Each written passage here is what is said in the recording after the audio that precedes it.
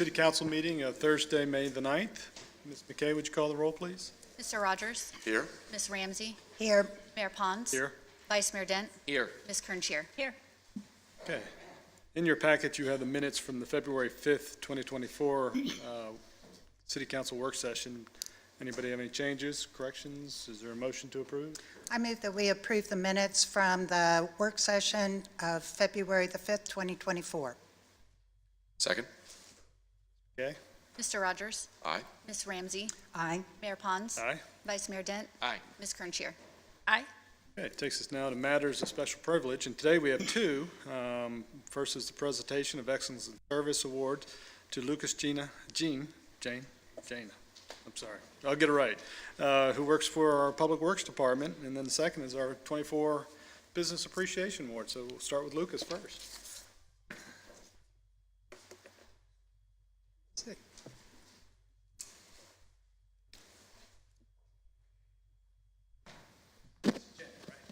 Jenny. Hi, everybody does it. Sorry about that. Well, I'm Doug. So Lucas has been with the city for a long time, and it's awful great that you have your fellow colleagues on city council recognize you. And so I'll just say a few things here. Lucas Jenne has faithfully and honorably served the citizens of Williamsburg for 22 years as a municipal service worker, landscape supervisor, and landscape superintendent. Through his career with the city, Lucas has worked not only to ensure the city remains beautiful, but safe. He has taken the lead to update and revamp the public works and utility debris response by planning, attending additional training, and helping to define the specifications needed for our new debris removal knuckle boom truck, which we just got some ARPA funds to get that for us. As noted by his colleagues, Lucas consistently goes above and beyond.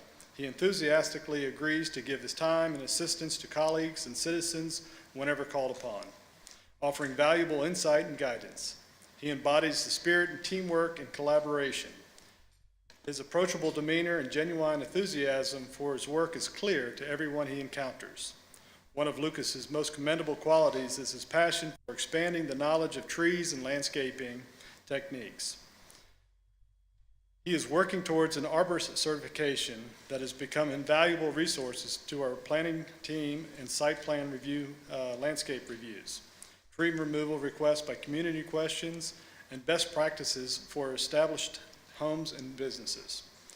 Lucas' can-do attitude was recently demonstrated by he and Fleet Maintenance Superintendent Michael Lesnick's handling of our logistics training, logistics of transporting our future festival games to the Transforming Local Government Conference in Tampa, Florida, so that staff could present on their effectiveness in gaining resident feedback.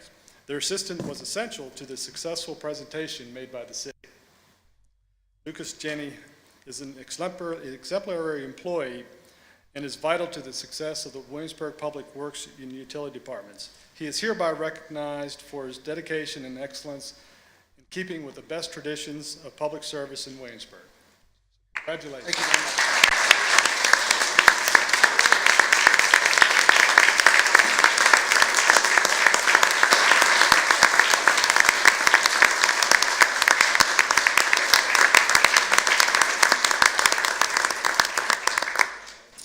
Say a couple things. You said more than I think anybody's ever said about me ever. So I greatly appreciate that. I love coming to the city of Williamsburg. I love doing what I do. And I'd like to thank council members, Mr. Trivette and Jack Reed as well.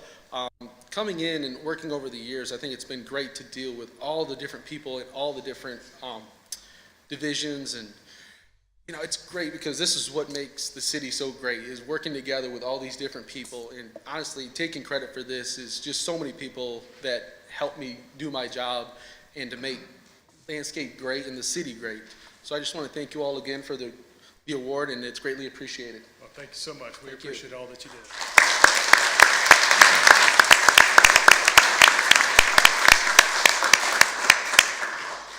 So our next presentation is for the 2024 Business Appreciation. This is a project that was started by the EDA, I think back when I was on the EDA. So it's been going on a long time, and And so applicants are reviewed by the EDA, and an award is eventually given. So today we have an award for the Velvet Shoestring. So if you'd like to come forward, there you go.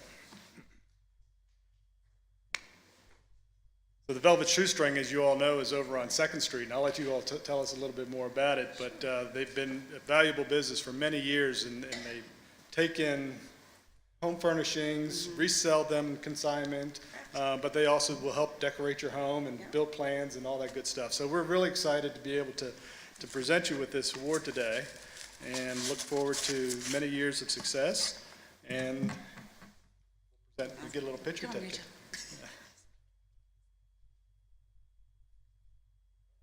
Thank you. Would you like to say a few words? Sure. For those of you who don't know what the Velvet Shoestring is, we are a high-end consignment shop here in Williamsburg, right up the road. We take home furnishings, artwork, but rugs, everything that you have in your home that we think we can resell for you. It's a 50-50 split. It builds community. We have major foot traffic. We have tourism. We just love supporting the community, helping people through transition, downsizing, we call it right-sizing, helping families that don't live here, that have loved ones that have passed, so they have a comfort and a trusting business, help them. So they don't need to be living here for us to help them.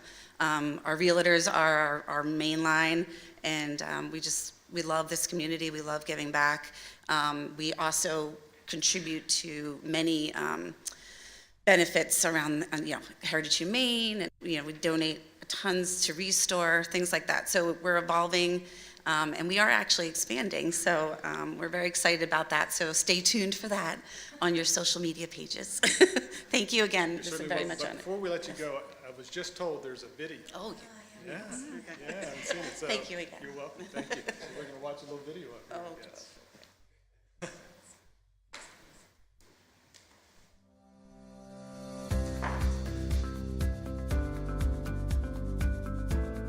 The history and the mission of the Velvet Shoestring is to provide a platform for people to sell their home treasures and be able to recycle it in a high-end fashion. We're full service, and we have amazing, knowledgeable staff that has been with us since day one.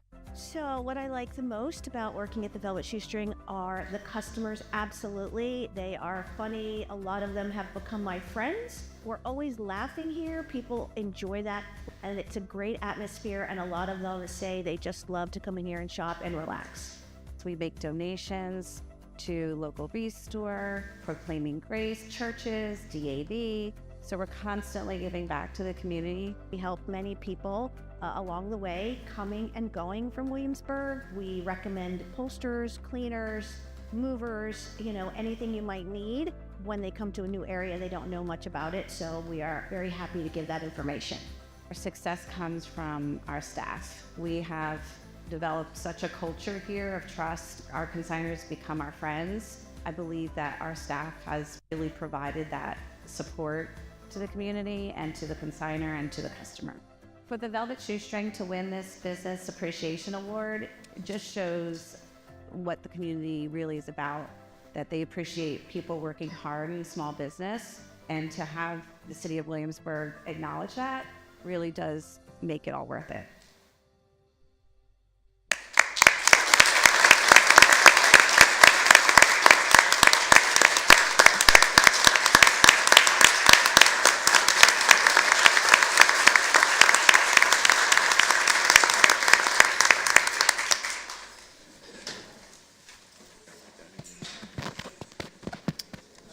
The microphone's working. Congratulations to both of you, and keep up the good work for all that you do with the city.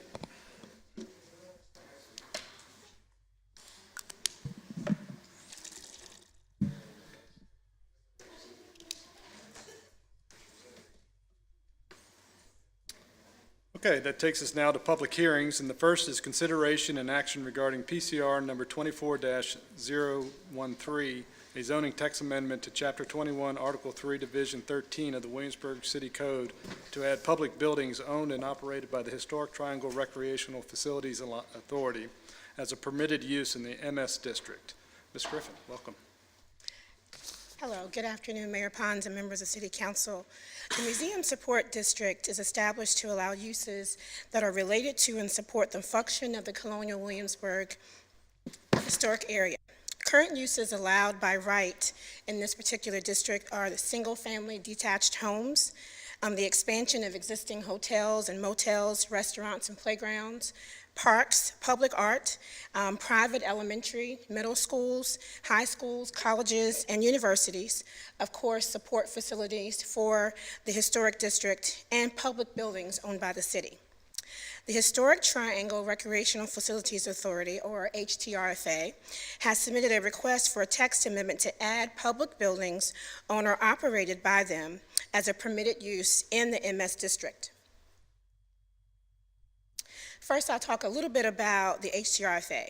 It was created by resolution in November of 2021 by the governing bodies of the City of Williamsburg, James City County, and York County. It consists of 6 members, 2 from each jurisdiction. The HTRFA was formed to oversee the construction and management of regional facilities. The first project is the regional sports facility. The authority is tasked with leasing the property, procuring the construction and financing for the project, and managing the operations of the facility once it has been constructed. Here it gives you just an example of the purpose of the MS district. This district is established to allow uses that are related to and support the functioning of the Colonial Williamsburg Historic Area. This is found in Chapter 21, Division 13, Section 21-432. Again, the HTRFA is just asking to allow public buildings owned or leased by them to be added as a permitted use by right in this district. This is a map of a zoning map of the city, a portion of the city. The teal area shows the MS district. At the top is the visitor center's property. In the middle, you have museums. You also have the hotels owned by Colonial Williamsburg. And at the bottom, you have vacant property that is owned by Colonial Williamsburg that in our comprehensive plan shows it as single-family, possibly single-family detached homes. The HTRFA currently leases property in the MS district within the Colonial Williamsburg Visitor Center area. This leased property is set aside for the construction of the regional indoor sports facility whose design, concept, cost estimate, and financing plan was approved by the Williamsburg City Council, James City County Board of Supervisors, and the York County Board of Supervisors in late 2023. Other potential facilities include a performing arts venue and aquatic sports center. We believe, staff believes, and the Planning Commission also concluded that this particular zoning text amendment is in keeping with the comprehensive plan and also the city's strategic planning goals. I'll start first with the comp plan. In Chapter 9, institutions, it talks about moving forward with the construction of the sports facility. It also talks about maintaining our partnerships and engaging with our partners in the 2 jurisdictions. This also carries through in our strategic planning goals. Every 2 years, as you know, you work with staff and also with citizens to come up with goals, and one of the goals was the moving forward of the sports facility. This zoning text amendment would make that happen by allowing that use by right. Staff recommends approval of PCR 24-013, and at their meeting, the Planning Commission also unanimously recommended approval of the text change. If you have any questions, I'm happy to answer them. Thank you, Ms. Griffin. Do any council members have any questions before we open the public hearing? I have no questions. Okay. So with that, thank you, Ms. Griffin. We will open the public hearing, and I do have several speakers cards, but welcome anybody else who would like to come up after that. First is John Craffle. Grateful.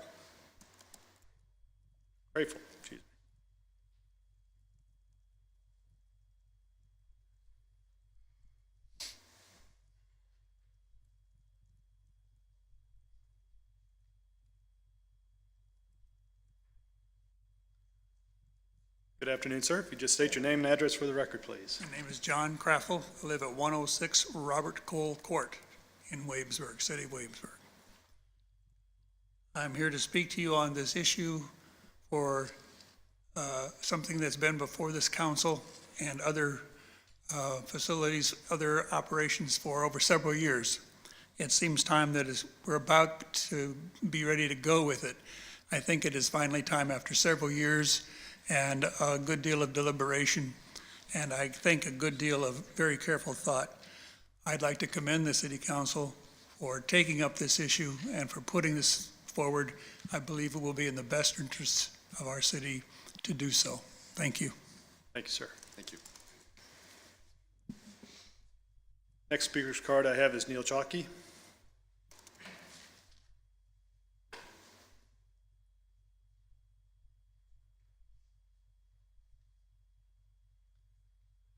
Your Honor and honorable members of the City Council, I appreciate taking a few minutes here today. I will keep it quick. I've been involved with this project for about 12 years now, 7 of it as president of the Hotel Motel Association. I'm glad to see we're about time to come to putting a shovel in the ground. I would like to thank the board for allowing me a few minutes to say, without change, there is no growth. You know, either you're moving forwards or you're going backwards. And for years, we haven't been moving forward in the hotel industry. Hotel rooms have decreased in the past 12 years 25%. When I started here as president, we had almost 10,000 rooms.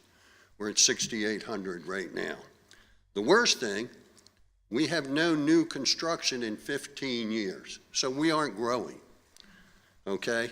So that has to change for us in order to survive. I can personally say I was involved with a group in 2 hotels here. We bulldozed one, made apartments, and the others we exited after spending $5.1 million out of our pockets. So we do contribute to the city and to the counties. Past, you know, what do we have here? We've got a world-class museum, okay? We have a national theme park that has gotten many, many awards. They've been in existence with us now for years, and the business is going down. We need another generator. This not only completes something, but as a father of 5 children that grew up in this town, I would have loved to have a sports center here where I could have taken them to. It would have been so great to see what opportunities my children might have had that they didn't have.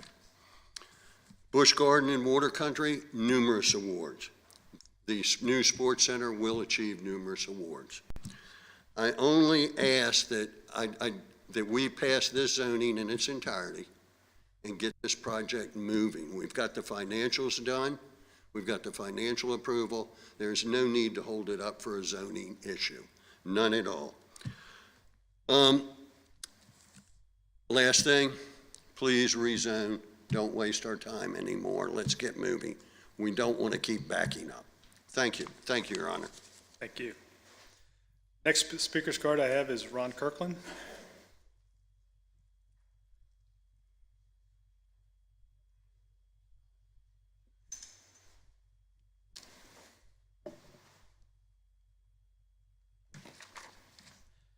Thank you, Mayor Pons and members of City Council. My name is Ron Kirkland, 1001A Richmond Road, Suite 2E. I'm here representing the Williamsburg Hotel and Motel Association. They say I'm a come here, but I do believe I have some tenure in this town. I was 34 when Blue Green dispatched me to this outpost, and neither of my children had started elementary school. I had a smaller waist then and more hair, and none of you were on City Council in those days. Over the next 2 decades, I survived 3 city managers, 4 mayors, a recession, a pandemic, and in less than a week, both of my children will have graduated from college. As the entity of record for the Tourism Development Fund project, this project, I think it's important to remember how we got here.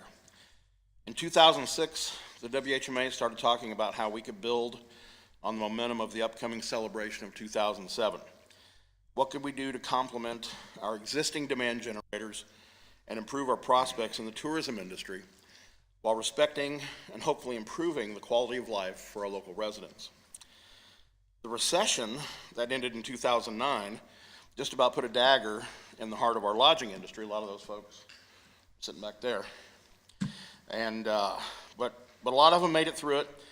And the ones that did started getting serious about how we could fund tourism promotion and generate more visitation. We kept landing on sports tourism. But what would that look like and how would we pay for it? In 2014, when I was in my mid-40s, the city of Williamsburg and James City County really got the ball rolling when they collaborated on a field house and aquatic center study. This was the catalyst that led to much more discussion, additional studies, tourism development fund, legislation for additional tourism promotion funding, and ultimately, City Council's initial approval of the WHMA's application for funds to build an indoor sports complex, which happened shortly before I turned 50 in 2019. Insert worldwide pandemic. That set us back. But over time, committees, subcommittees met, decisions were made, size and scope were agreed upon. Colonial Williamsburg came on board as a partner. We hired a contract. We had more drawings, deliberations, negotiations. James City County and York County voted to move forward in a great collaboration that many of us thought would never happen. And here we are today, 3 weeks from my double nickel birthday, with the opportunity to put the dot on the exclamation point, take a great step forward for our community. All I ask, as an early birthday present from you to me, is that each of you vote yes today. Thank you. Thank you, Mr. Kirkland. I don't have any other speakers cards on the subject, but would anybody else like to come forward?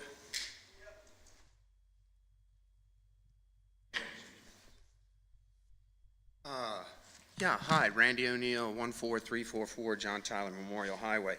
It's interesting to talk about a $80 million building that won't be used during the school day unless you're busing kids over there, and the whisk is even closer. And to think that the children haven't had an indoor facility for the last 20 years is whisk has been there. So anyway, what I'm concerned about are the children, okay, and hanging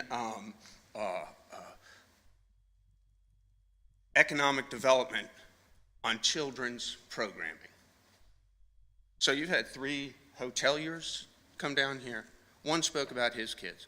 You're not mentioning the children are supposed to be coming here, okay? I mean, who are those kids? Tell us what towns they're coming from. Because you know what? I've worked with probably 500,000 children in the last 20 years, statewide. I tried for 20 years to get y'all to help the kids on the block. In school, out of school. I've donated well over $100,000 in service. And this 350 square feet, pictured here at Matthew Whaley, that I donated service to for months, while your $150 million foundation over here didn't do anything other than pay for patronage jobs. Now, just recently hearing and watching the school board meeting, and one of the board members being chastised by your appointee about how the foundation does all this great research, scientific-based data, and they said they were published by the CDC. Well, that was a lie. So that lady who went up there and hammered that other board member, because her organization and that she contributes to does all this stuff, the Williamsburg Community Health Foundation. It's a lot of patronage going on there, okay? So when you're published by the CDC and the President's Fitness Council, you get awards like this, okay? 50th Presidential Partner, published by the CDC. The foundation's got none of it. Your SHIP programming has none of it. Okay, you've ignored it. Now, if you want to market to school divisions and parents, then you get a rig like this that can show up, as this one has, at 1,300 schools over the last 20 years. And it's just sitting on the other side of the river right now on a farm. It's just been waiting for my personal health to come back so I can stand up for the children in this state. Because after that COVID, you didn't know what to do. As for the governor with his lab schools, okay, this is the only lab school operating in the state of Virginia. It's been doing it for 20 years. And it's been at aqueduct apartments in Newport News, most dangerous neighborhoods in DC. I've been on the top of a coal mine in West Virginia, training children. We don't play games with children's health. We improve it. How is this facility and your management going to improve the health of children in James City County, Williamsburg, and York County, where I've worked in all those schools? It won't. You put children's health and wellness and transportation with your bike to school thing, that event just recently. I go to Stonehouse and I'll ride 550 kids in one day in 350 square feet. Entertained. I teach 4-year-olds about resting and accelerated heart rate. Kicking a soccer ball, bouncing a basketball, or tackling a kid has nothing to do with that. So hanging, the economic development of your town on children's athletics for a couple of hotel rooms. I'm more interested in children and good stewardship of money. So I bill $100 an hour. It's gone up a little bit, but I take 90 kids. There's 3 teams in this one trailer, 30 kids at one time. And they can range from 4-year-old, 3-year-old to 18. Okay? I'm the only one in this school division that's worked in this school division with the CEO that they killed in favor of coaches, okay, that moved the dial 35% in reading and math. You ignore the data and you ignore the science. So when y'all start thinking about $80 million and how big that room, I'm a blue collar worker, man. Okay, this is a blue collar solution, right? I built houses in neighborhoods that were poor. I see how they're missing out. None of those children will be in that building over there. Pay attention to your own children. Thank you. Thank you, Mr. Ryan. Thank you.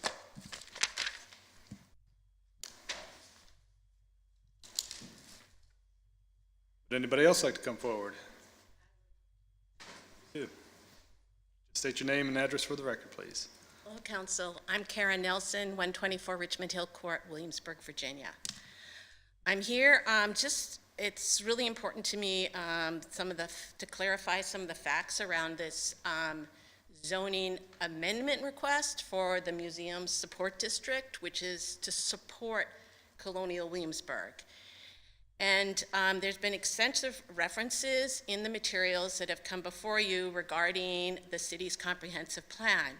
I want to point out the fact that one key part was not mentioned, that in the comprehensive plan on page 913, in the Colonial Williamsburg section, in terms of their future plans, it specifically says that regarding a rezoning of the visitor center property, there would be support for a change to the comprehensive plan designation and potential rezoning of the property for the visitor center upon submission to and approval by the city of an acceptable master plan.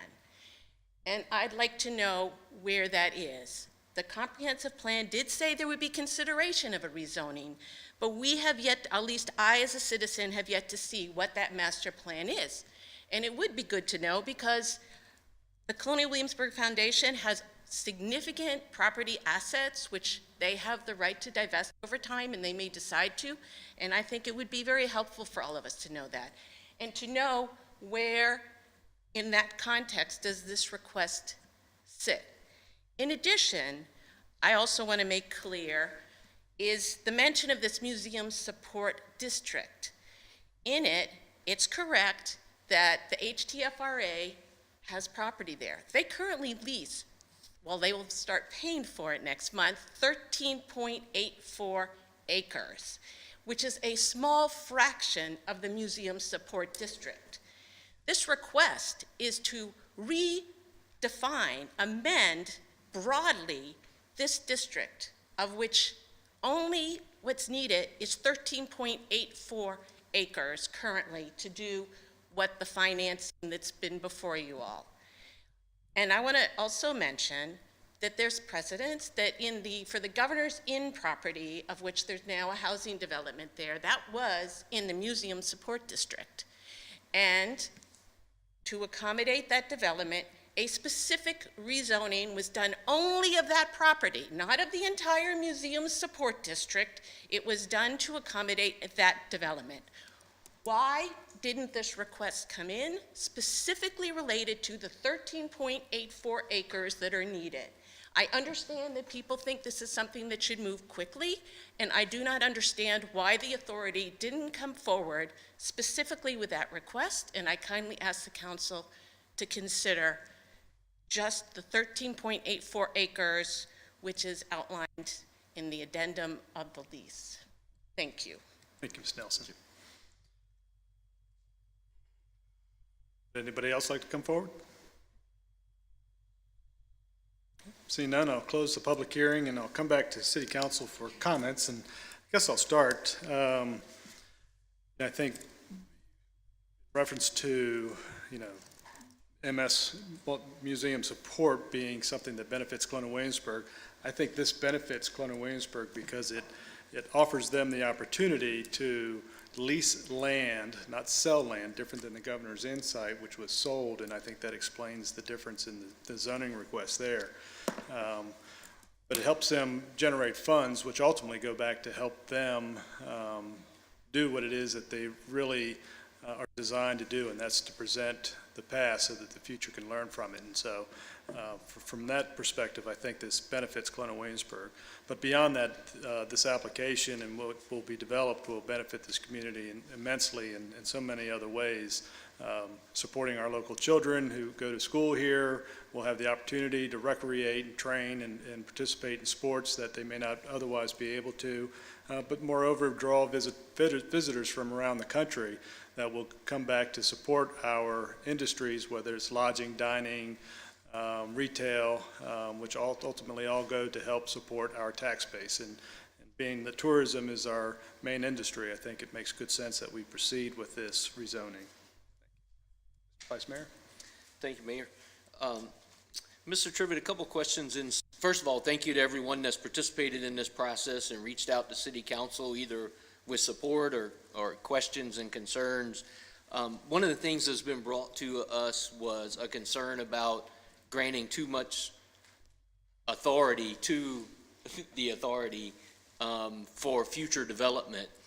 But my understanding is, first of all, there's a funding mechanism which would require the 3 localities to provide funding for the authority to move forward with anything. And then it would have to go through the normal process.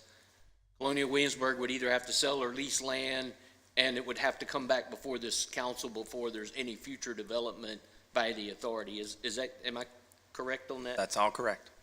And then in reference to the 13.84 acres, one of the things I get confused on is in the past we've been criticized for spot zoning, but then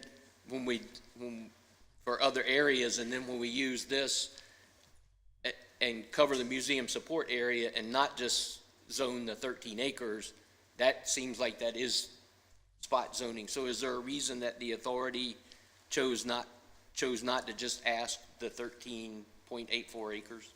Well, I think at the foundation of that question is this is not a rezoning. It's a zoning text amendment. Zoning text amendment. And all we're doing is changing who can own public buildings in the district. Public buildings are already allowed. They just have to be owned by the city. So all we're really doing is adding the HTRFA as an owner of those public buildings. Okay, thank you. Yes. Well, just for a second here, just on the sports complex, I feel like that has been covered many times and in many different meetings and votes and discussions and work sessions that have been public. So I, feel like I support the sports complex after being an initial skeptic of it, and so I don't have a problem with this change.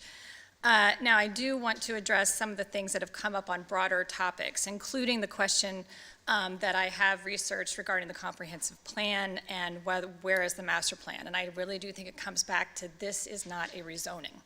And because this is not a rezoning, that text in the comprehensive plan, I understand, then would not be applicable. If there was a rezoning request here, we might be in a different position, but this is a zoning text amendment and not a rezoning, okay? And then also with respect to, kind of thinking about, well, why not just kind of limit it or just say sports complex? Is there a danger, right, that this is a too broad of a change, that text change? Is it bigger than it needs to be? And so, in considering that question, and I think that any time that ordinance and legislative language of any type is changed, it's a very good idea to kind of dig in there and make sure there, aren't unintended consequences, and to study it. And I commend people for digging into it, and count myself among somebody who really does care about the text of language. And the reason why I am comfortable with this, that the way that this amendment has been done, is because, as the Vice Mayor has mentioned, this is the end of a very long process. The sports complex has been subject to, I don't even think I lived in Williamsburg when these votes probably first began regarding giving the authority, giving direction, design and build, funding, right? How many times? And so really, if there is a problem with a development, it should be identified well before now. And so thinking about, could there be a future building under the HCRFA's purview, that has been discussed, for example, and we hear discussion of perhaps a live performance venue. This does not give the HCRFA to go out tomorrow and put a shovel in the ground and start building a live performance venue. This, as mentioned by the Vice Mayor, this would mean that after who knows how long, or even if a second building would ever be kind of follow the same model of the sports complex, we would not have to come back and do this particular change to add the name of that building and under the list. And so for that reason, I am comfortable at this stage that of adding this language as a zoning text amendment, and don't have the concerns that this is going to do more than it actually is doing. Thank you. Ms. Ramsey? Thank you. I don't have a whole lot more to add. I will say that I rewatched the Planning Commission meeting last night, and I feel very comfortable with the planning commissioners with their deliberate assessment of this request. A couple comments that came out of there is that this is a text amendment. It does not require a change to a comprehensive plan. One of the commissioners who has been in Williamsburg for a long time recognized how long we've been working on this project, and he has complete confidence in our legal department and our city attorney, as do I. This text amendment request was vetted by our city attorney. It's been vetted by our planning commission, which includes a practicing attorney, and it's been presented on behalf of all three municipalities. And instead of dragging our feet on getting going on this, I think we should celebrate the fact that we have three municipalities that have come together to work on a project and to push forward a project that will benefit all of us. We know that Williamsburg's lifeblood and the entire region's lifeblood is tourism. As someone mentioned, Busch Gardens was opened 50 years ago, Colonial Williamsburg 100 years ago, and so it is time for us to invest in a new complementary tourism product. And this is time to get going on this, as Mr. Granger said. And one thing that people really seem to keep forgetting is 2026 is fast approaching. I bring this up every time. 2026 will put the spotlight on Williamsburg. The goal of the sports complex is to be completed by 2026. If we don't get shovels in the ground soon, we are going to miss that deadline. And I am not of the opinion of an if live performance venue. I am of the opinion of a when live performance venue, because I believe that that is yet another product that will benefit all of our communities, both residents and visitors. So I fully support this text amendment change. I agree with all that has been said. I think ad nauseum maybe the text amendment versus zoning change has been discussed, and it's been made clear that this is just a text amendment allowing for the ownership of a facility by the HTRFA in the Museum Support District. The only thing I might add is why the HTRFA and what that authority is. So first, to the point of why, it would be, as is previous to our move today to add this text amendment, allowable for the city to construct and operate a $80 million sports complex within the Museum Support District. It would be, however, irresponsible for the city as a sole jurisdiction to take on that work.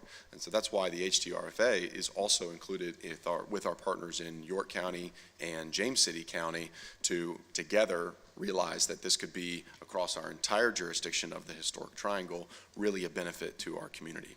So then the what is the HTRFA is, it was mentioned that as is currently written, the text reads that a public entity or the city could own assets within the Museum Support District, and the HTRFA is made up of representatives representing that public entity. From York County, from James City County, the city's own Parks and Rec director, our city manager. The HTRFA, point being, has the best interests of Colonial Williamsburg at heart, and has the support of our 3 outlying localities in creating this sports complex. So that's why I'm also in agreement that the text change would still in the future allow for certainly public comment on the physical assets that will be proposed and ground broken on and ribbon cut in the ground, but also that just today it is simply the allowance for this joint regional authority to own assets within the Museum Support District, which I think is timely. Well, thank you. Did you have something else? I have one other thing. Mr. Rogers' comments reminded me that at Saturday's NCW meeting, a sports center primer was passed out, and Mr. Jim Joseph included this in the minutes that he provided to everyone who was at that meeting, as well as his full distribution list. I found it very helpful talking about the HTRFA and the Sports Center, and I advise all of those who get Jim's email to take a look at it. Thank you. Well, thank you. I appreciate everyone's comments. This has been a long conversation through many years, many studies, feasibility studies, very many analysis, and the collaboration that we now have with James City County, York County, and Colonial Williamsburg really is just the start of what is going to be a very successful product for our community. So would somebody like to make a motion? Yes, I move that City Council approve PCR 24-013. Second. Thank you. Ms. McKay, would you call the roll, please? Mr. Rogers? Aye. Ms. Ramsey? Aye. Mayor Pons? Aye. Vice Mayor Dent? Aye. Ms. Kernchier? Aye. Thank you.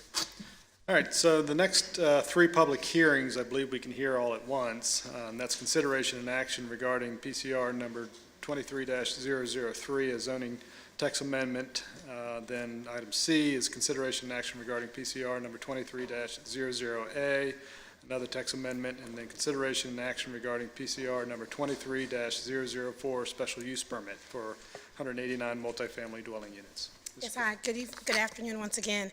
My plan was not to reiterate the entire slideshow that I did at your April meeting, but just to recap. And if you have any questions, I'm happy to answer further, but I'll start.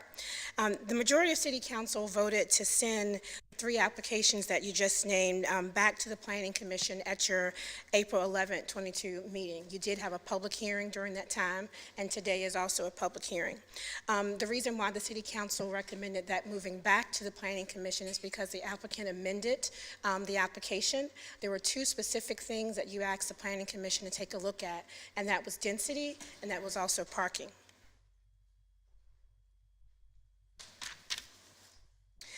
What you asked is that before the applicant came back to the Planning Commission, is that we sat down and looked at the density. During the time, the applicant provided density calculations that was 105 units per acre. We reviewed that very carefully. We sat down in a meeting and came up with the 16 units per acre. And that is a drastic change, and I would like to explain to you how that change happened. The 2 properties in question are approximately 1.97 acres, and the density was calculated based on that. Of course, in calculating the density that way, it would be higher, and that yielded their request for 105 units per acre. After looking at several examples of development throughout the city, I concluded that it was actually fair to base density on the entire development. High Street is approximately 55 acres, and about 49.2 acres of that is net acreage. And when looking at the density, High Street has a density now of 12 units per acre. And in adding 189 units, you then get over 700 units altogether, a percentage increase of 43%. A percentage of 43% of the entire development would be residential. Right now, the percentage is 40%. The reason why they're coming to the Planning Commission and City Council is because the ED2 district only allows 40% of residential uses in that district. And adding 109 units, that increases that to 43%. So they must come before you to ask for permission. That increases the density from 12 units to 16 units. So 16 units is what the Planning Commission reviewed at their meeting in April. There was also a question about parking. The question was, did they have sufficient parking in order to have the 189 units? At the first Planning Commission meeting, the parking calculations that the engineer did not have an accurate count of the movie tavern seats. They re-evaluated that, and they also took away 10 units from their request. At first, they were asking for 199 units. So removing 10 units and the recalculation of the movie tavern gave them the allowable parking spaces that they needed that actually met the zoning ordinance requirements. They actually have 3 spaces above that. During the Planning Commission meeting and also at the City Council meeting, there were several persons that own property within High Street or also own businesses within High Street that had some questions on whether they were allowed to have designated parking spaces. That question has been vetted by our city attorney, and it appears that Lamar does have the authority to provide designated parking spaces to to Crescent Communities, which is requesting the zoning text amendment, the rezoning, and the special use permit. That's important because currently the application does meet all of the requirements for parking. When they first came to the Planning Commission, they did not have designated parking spaces, and that also added to the 105 units that you saw during the first request. At the Planning Commission meeting, the vote was 4-1-1. 4 people voted to recommend denial of the request. 1 Planning Commissioner recommended approval of the request, and 1 Planning Commissioner abstained from the vote. Staff recommends denial of the request. Specific are the reasons for denials because it does not meet the comprehensive plan designation. The comprehensive plan does say that this property would remain ED2. The 4 planning commissioners had the same thought pattern. The 1 commissioner believed that things evolved and that there has been a shift in development when it comes to brick and mortar buildings, and so therefore they felt that we should shift with that change and did recommend approval of the application. If you have any questions or if you would like me to go over the entire presentation, I will, but happy to answer any questions you have. Thank you, Ms. Griffin. Any questions for the director? No. Anybody want to go through the whole presentation? No. Thank you. Okay. So I do have, so we'll open the public hearing, and I know that the applicant's attorney is here, and we'll bring him up and give him 10 minutes to make his presentation.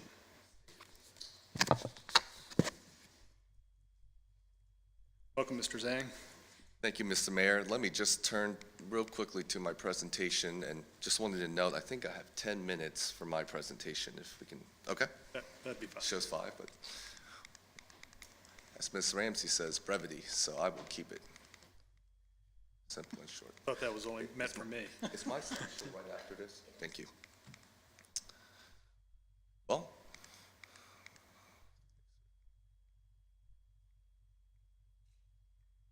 I can assure everyone here that I don't have nearly as many slides.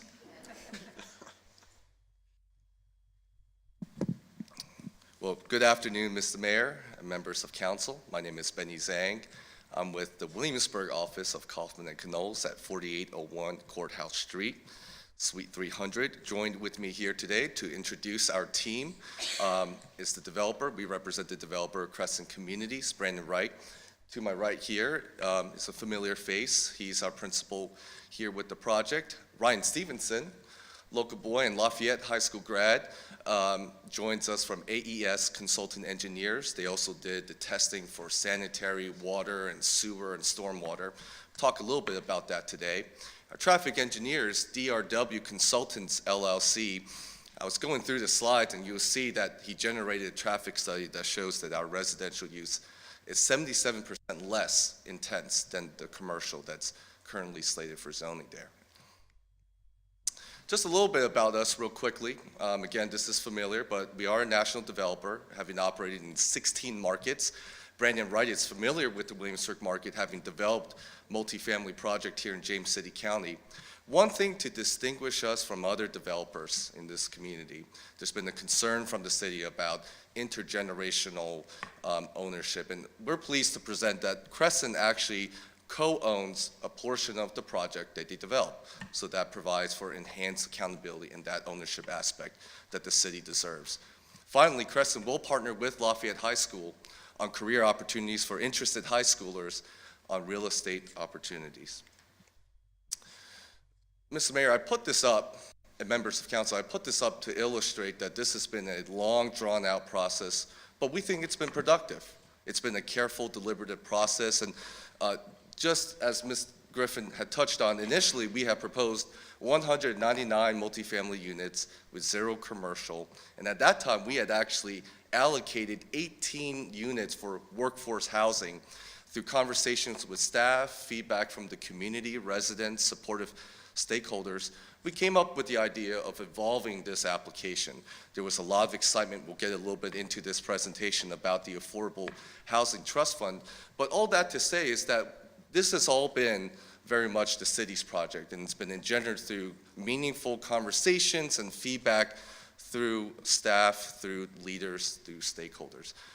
We'll point out that, as Ms. Griffin mentioned, that in last month's meeting, this city council referred the project back to the Planning Commission on 2 specific charges to look into the changes to density and to parking.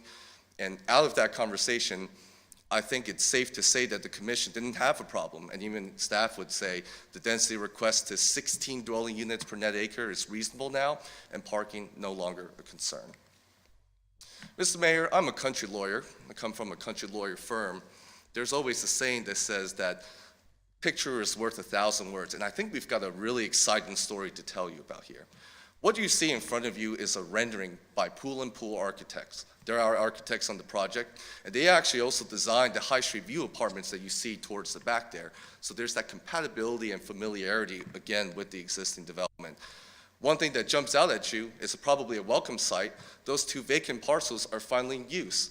Those 2 vacant parcels that you will drive, and I just drove around them prior to coming to this meeting today, have sat vacant for 14 years. The ED district calls for economic generating or tax generating uses out of its properties, and unfortunately we haven't seen that for 14 years, but in fact our project does propose that. But if you also want to say, I think it's important to mention what distinguishes us from other high density projects is that this is the optimal site for a high density project. We've heard this from several speakers that talked about other applications during the open comment period. But just to spell it out a little bit for you, if you look at the sidewalks and the infrastructure that exists there, you've got extended sidewalks that you wouldn't see in Colonial Williamsburg, downtown Williamsburg, or other parts of the city where you've seen some of these high-density projects. There's a lot of promoted walkability that exists there. You've got pedestrian sidewalks across the plaza area. If anything, we submit to the city that our project fits. Now, parking was previously a concern. We do believe that we have the authority in working with Lamar as the majority owner of the condo association to designate parking. And you'll notice that we put the parking towards the side of the developments. Mr. Mayor and members of council, this was done intentionally. We are preserving the sought-after central parking because the whole point and the intent of this project is to promote the synergy between the existing retailers and the residents that'll be on there to frequent La Yaca for happy hour or Plaza Azteca for a Mexican meal.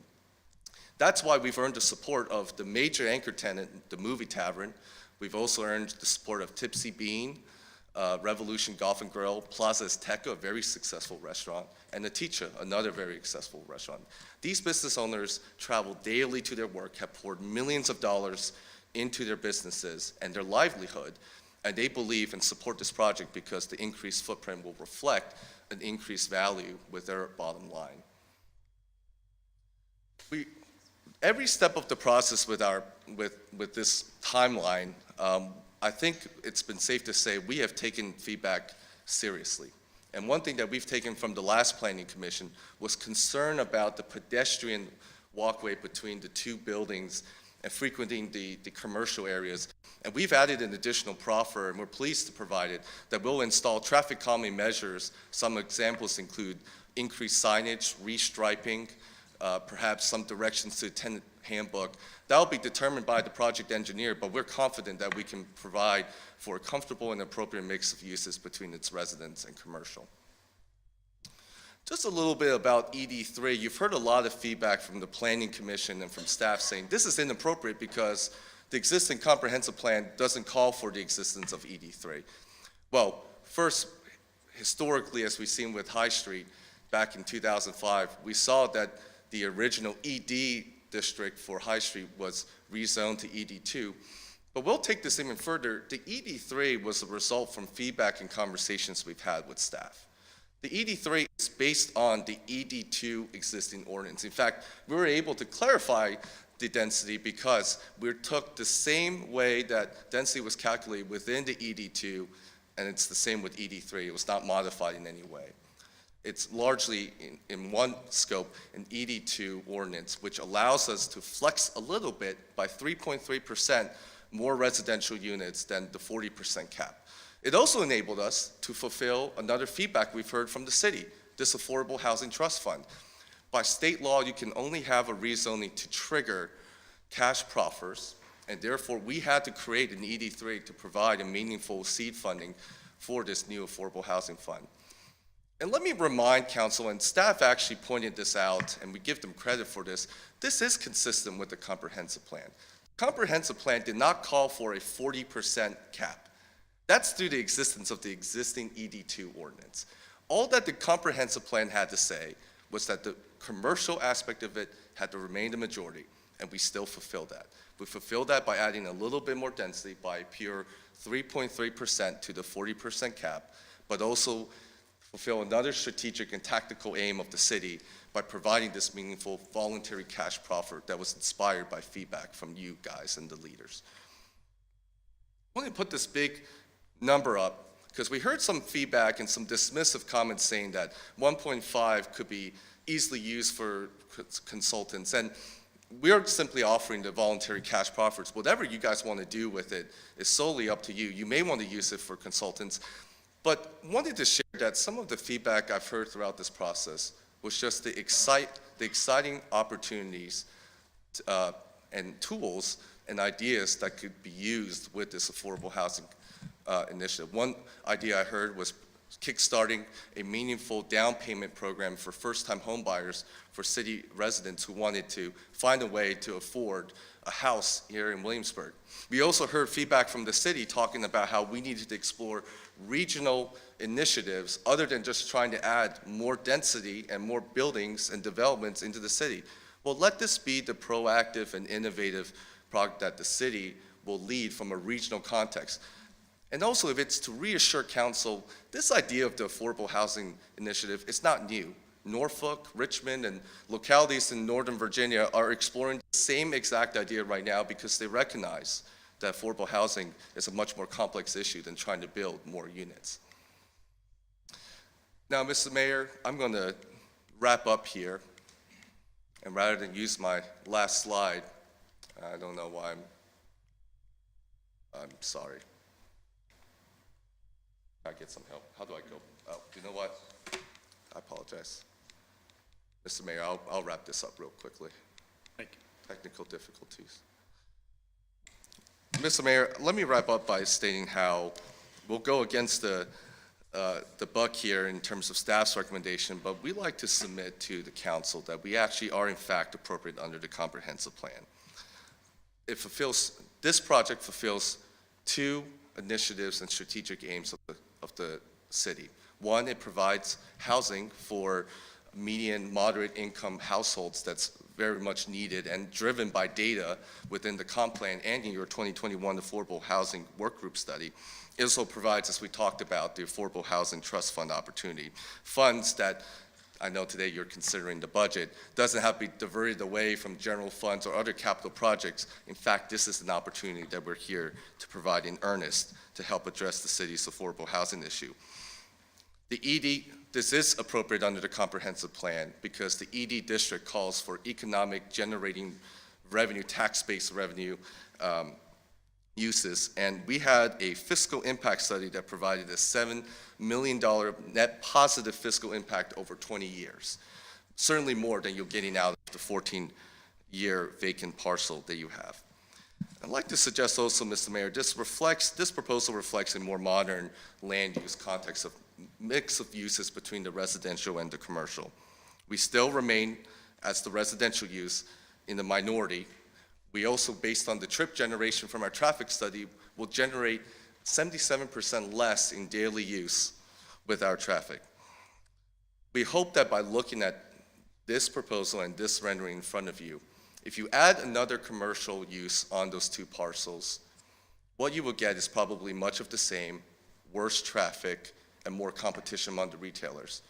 Think about the 5 retailers that have come and support this project. They want to see the increased footprint. They want to see the exciting prospects of a redevelopment potential throughout the entire Richmond Road corridor and certainly within High Street. We hope that the city will take its leadership and support our project. Thank you, Mr. Mayor, and I'd be happy to take any questions. Any member of council have a question for the? Thank you, Mr. Zhang. Okay, to continue on with our public hearing, I do have several speakers cards, and first is James H. Hardaway.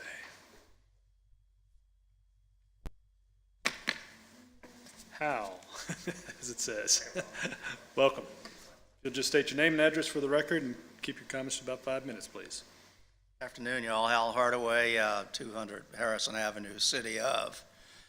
First, Velvet Shoestring. I love it. Buy stuff, buy it for friends. I need to start selling stuff through there. So go there. I emailed y'all early this morning. I don't know if you had a chance to read it, so I won't expand on it, but I'll expand on it.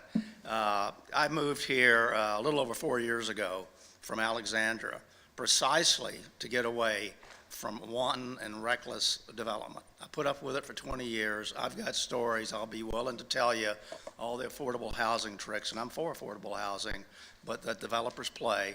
I've seen it all. And I have nothing against development. It's important. I wouldn't have a house or a school to go to or whatever.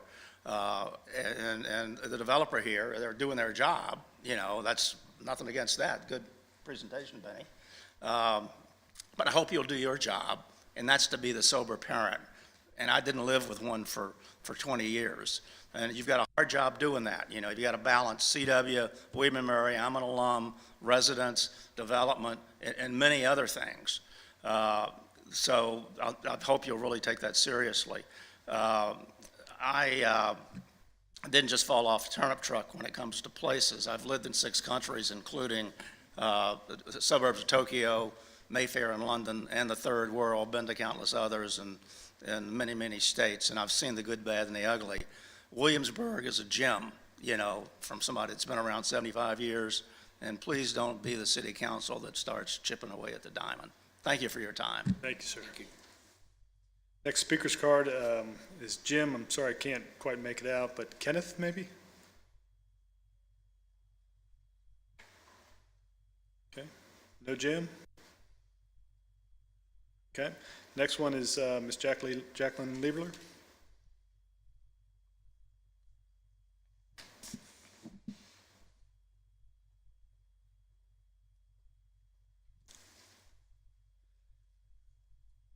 Welcome. Just state your name and address for the record, please. Hello, my name is Jacqueline Liebler. We're with Revolution Golf and Grill. We're over at 1430 High Street. We opened our doors and shops at High Street during the spring of 2017. We currently lease 7 units and offer a unique experience within the entire historic triangle.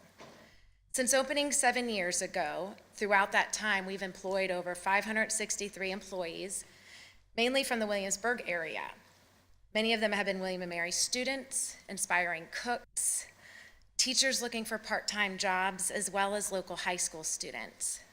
During the pandemic, we helped co-create Williamsburg Eat Local. This is a Facebook page that was created to assist the community during a difficult time.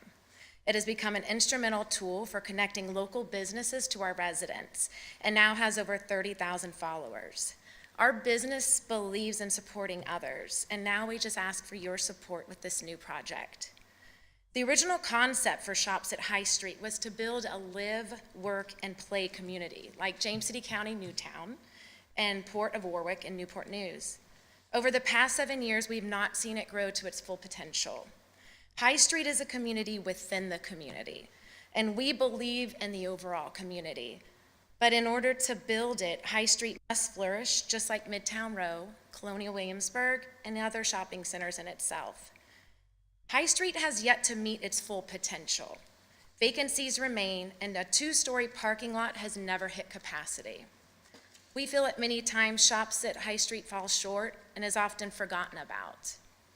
So having this new apartment complex would help create that live there, work or play at any one of the 8 dining establishments, the gym, the theater, the brewery, and the other retail shops provided. Building this complex and incorporating sensible density in the middle of Shops at High Street creates a vibrant and thriving community. It promotes a sense of connectedness among residents, and it creates an abundance of new foot traffic, which benefits the businesses in High Street. And it creates more revenue for those businesses, as well as additional taxes for the community. The developer is going to build, and people are going to move. Why not Williamsburg proper instead of the other surrounding counties? So we are supportive of this project because we believe in building additional 189 units will significantly increase the exposure of our facilities to the residents, all within walking distance to our businesses. Your support for the approval of this project would not only be greatly appreciated by us, but other restaurant owners, including Plaza Azteca, Orange Theory, and Tipsy Bean. Thank you for your time today and allowing me to speak on behalf of our business. Thank you so much. Next speaker's card I have is Tess Schultz.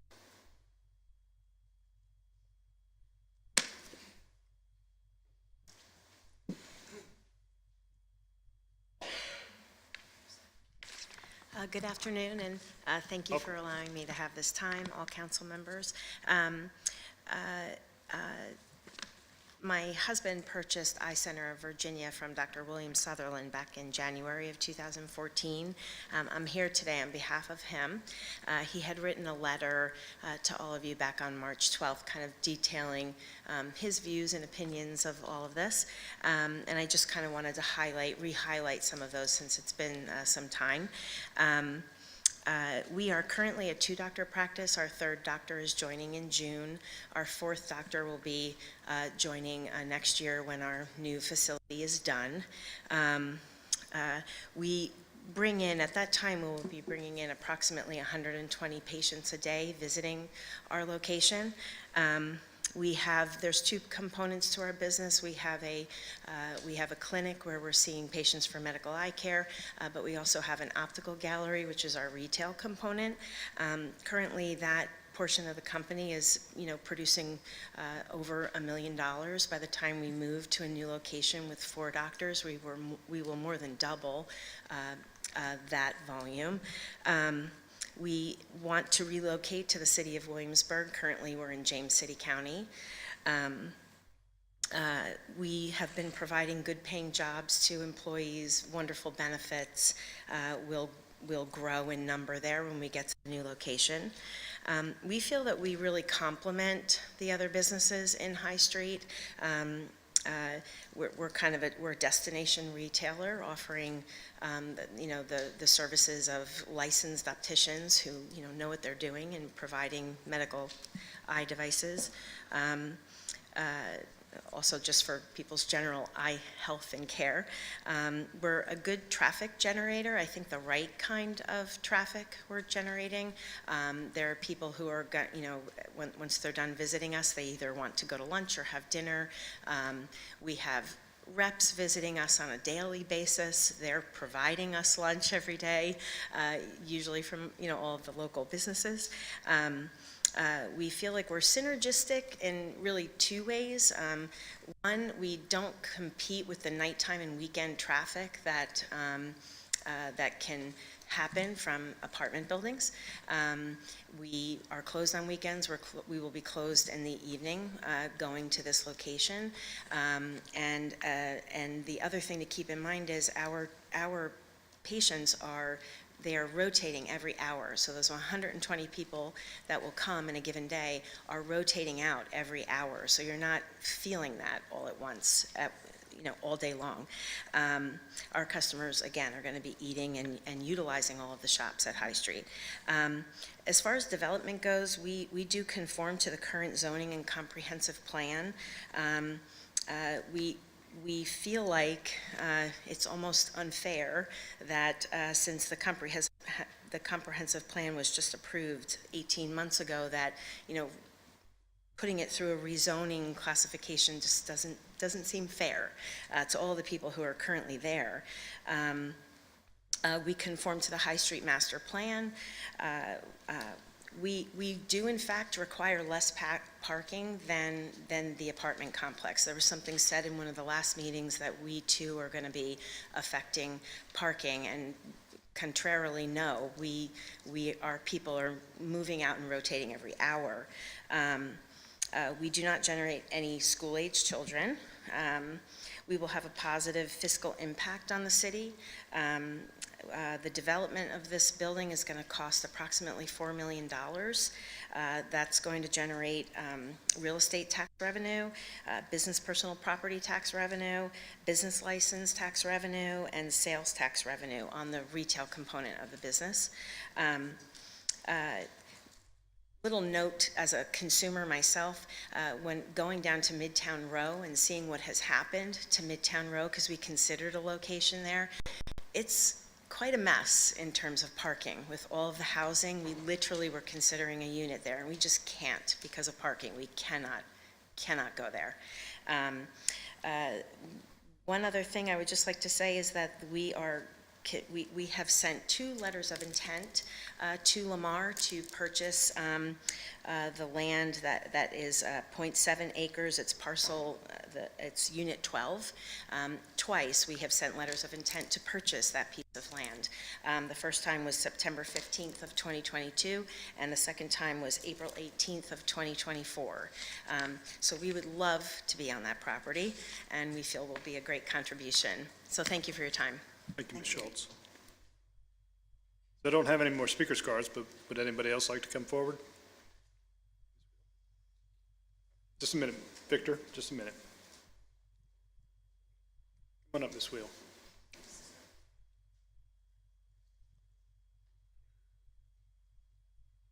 Welcome. Just go ahead and state your name and address for the record, please. Lori Wheel, 412 Harriet Tubman Drive. With all due respect to everyone who has spoken, somehow I like to feel like there's no right or wrong here, but I do have still have some concern. I heard median price apartments. What is a median price apartment? Are Midtown Row median price apartments? Is it median price apartments for Williamsburg or for New Jersey? So that's my concern. Now you may say that this has been covered. This is covered ground. I missed it. Probably guilty as charged. But just can't help but bring it up. And this what might be the very last chance to mention it. So thank you for letting me speak. Thank you, Ms. Wheel. Victor, I believe you had one, would you like to come forward, sir?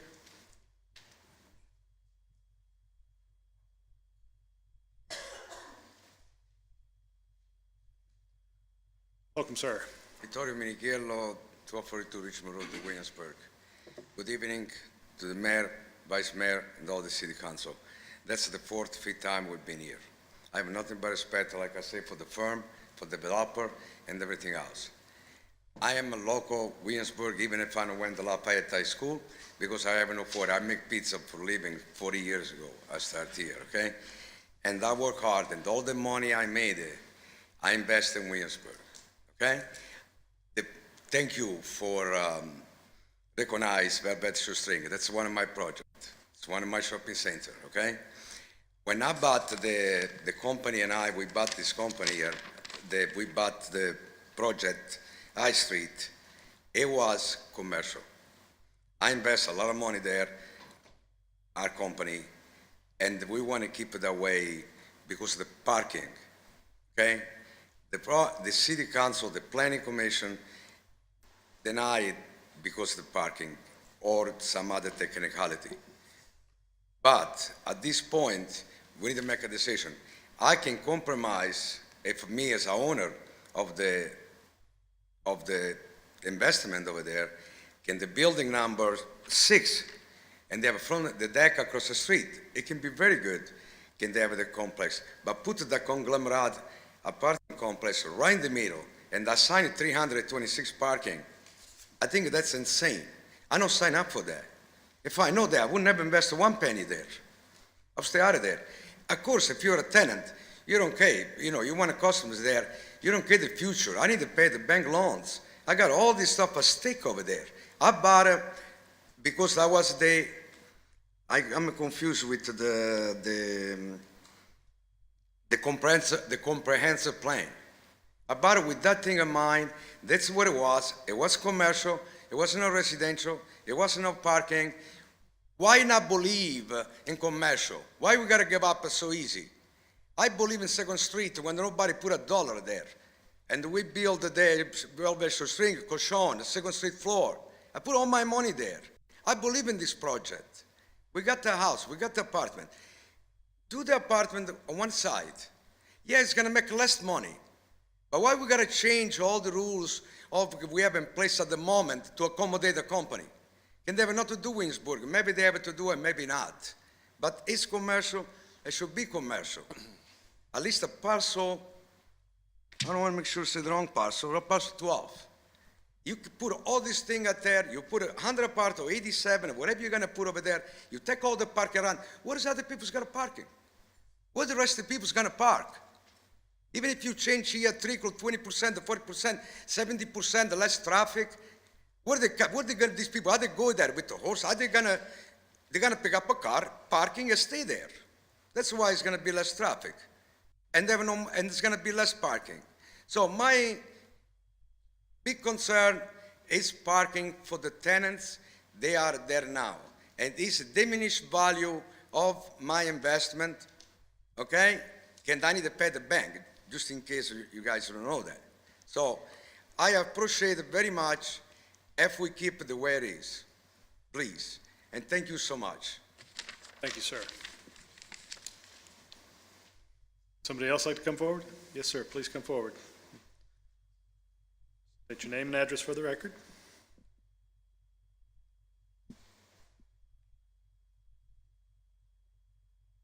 My name is James Nicely. I'm a member of the firm of Bray Nicely Law in Williamsburg.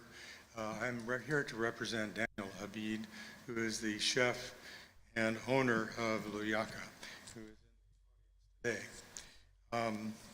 We've heard a lot today, and I'm not going to spend a lot of time trying to refute every point, but I think the real problem here is going to be overdensity. People, parking, and it changes the whole nature of the complex. And I would say what the city originally planned for and what the city only recently reaffirmed in its comprehensive plan. And Now the rules are proposed to be changed. So this is what you have going in there. These, two of these, it's going to dwarf the commercial area. And it's going to result in huge amount of parking. People are not going to park in the designated spaces way in the back or along the side over here by the parking garage.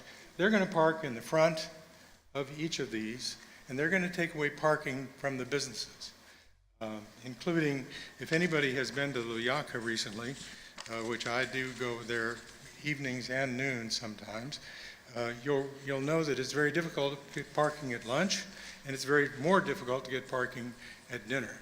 And that's what's going to happen. It's going to be overwhelmed by the domineering presence of these huge structures over the commercial area. Secondly, we have a slide from the developer, and Mr.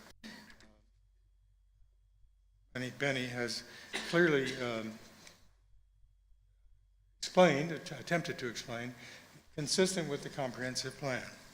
But we then see the staff proposal is not in harmony with the comprehensive plan.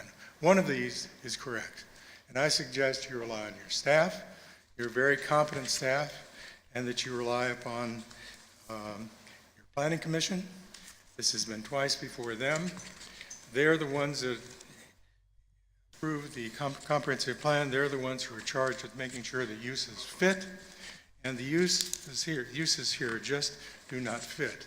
Now, we have a slide here from the developer about density, and I know they've gone back and gotten it down to 16 per unit, when 14 right now is the highest in the city.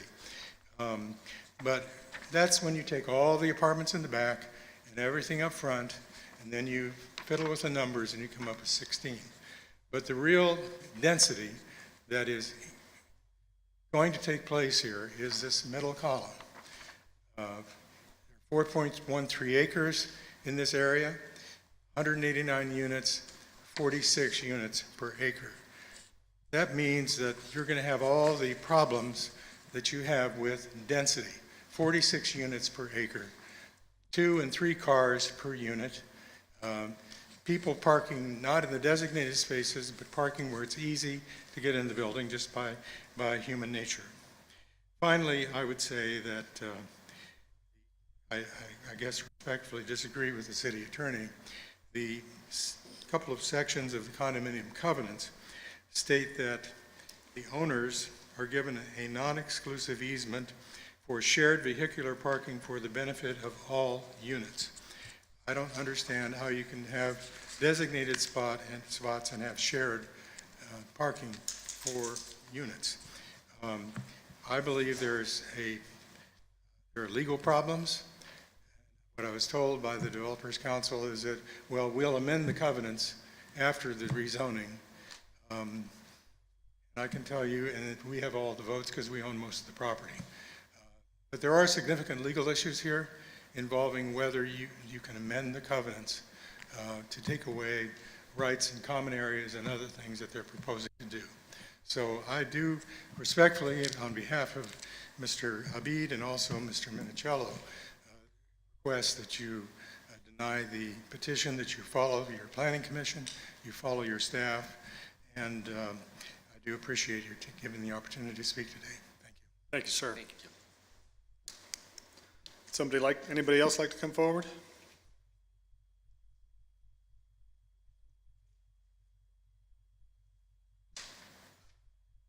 Welcome. Come on up, Ms. Kaiser. Just state your name and address for the record, please. My name is Ruth Kaiser. I live at 609 Richmond Road in the city. There are a lot of little underlying themes to all of the meetings and the proposals, the the high-density developments, et cetera, that I've noticed over the last few months, now that I'm retired and I get to come to the meetings. A lot of it seems like it's a quick fix for a problem, and it's an isolated fix. Like, if we just pack more people into this area, then the proprietors will make more money because there'll be more foot traffic. And there won't be a problem with vehicular traffic, because that's not going to happen. We've taken care of that. And it's okay if we also simultaneously develop this area over here, because we want workforce housing, and we can get this developer to help pay for this workforce housing over here, which will also not impact vehicular traffic in the city and will help somebody make money off of tourism. I'm having a lot of trouble with there being these major issues like families that would like to come here, raise their children here, live here, work here, they can't afford to, many of whom actually work for the city of Williamsburg. Businesses that are in little isolated pockets like High Street, not getting enough revenue, and believe that having more people live adjacent to those businesses is going to be the solution. I think what seems to make sense to me, and I don't own a business. You know, I was a nurse. I don't own a business, but I go to businesses, and I have cars, and I drive around the city, and I find that there are a lot of really good restaurants. My favorite happens. I'm sorry, ma'am. If you can, I said there are a lot of really good restaurants in Williamsburg. My favorite happens to be Layaka. I was not paid to say that by Mr. Abid, but even now, parking can be very difficult. And so, you know, I'll go home and eat a grilled cheese. It's not, I don't want to drive around and around and around trying to find a parking spot out there. But that aside, pardon me for rambling, but that aside, I feel like there should be some group of people, whether it's the city manager, city council, a citizens board, that will actually look at how to combine some of these issues and come up with a solution that addresses all or most of it. Affordable housing for people is really not separate from retailers who can't fill the retail spaces that are already there. I mean, how empty is what's that place behind the Food Line? Midtown Row. How empty are those retail spaces? So why would we citizens want there to be more retail at High Street when you can't fill the spaces that are already existing? Building more places at High Street is going to be a minimum of 200 more vehicles on the road. 200 more vehicles minimally, in addition to the Governor's Inn development and anything else that is proposed. It's a quick fix that doesn't address these really essential issues for me as just a citizen. Why do we look at them as if they're separate problems? They're really not. People want to live here. There's no place for them to live that they can afford.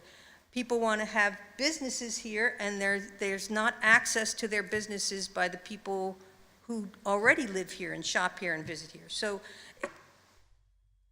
by addressing these issues in their own little isolated space is really not a solution to me. All it does is create more problem. Building more at High Street in order to support businesses that may be struggling without really studying why there's a problem is going to make it more difficult for people to go to Revolution or Layaka or the movie theater, because there's just too much. There's too much traffic. There's not enough to accommodate. There are too many people who wish to live here, but there's no place for them that they can afford. So why are we, I'm a terrible speaker. Maybe this is why people write things down, but why are we looking at these as these little globules of problems, but they're not integrated, and they really are. We're talking about living and working in Williamsburg. Am I missing something that everybody else seems to know? Because it just doesn't make sense to me to address it like this. It's all combined, it's all connected, but we don't address it that way. well, thank you, Ms. Kaiser. I appreciate your Okay, comments. sorry, I know I'm not a good speaker, but. No, you did fine. I think you made your point. Okay, Yeah. thank you. Thank you. Welcome, Ms. Fairbanks. State your name and address for the record, please. Sabrina Fairbanks, residence is on 119 Berkeley Lane, rental property at 201 Cary Street. Good afternoon. And what I wanted to share with you today is to think about, before we welcome new residents into so many proposed developments, this one 189 apartments, I hope that you'll consider the tax implications and the infrastructure costs. Looking at the budget, which you're having to look at right now as well, and I called the real estate assessors.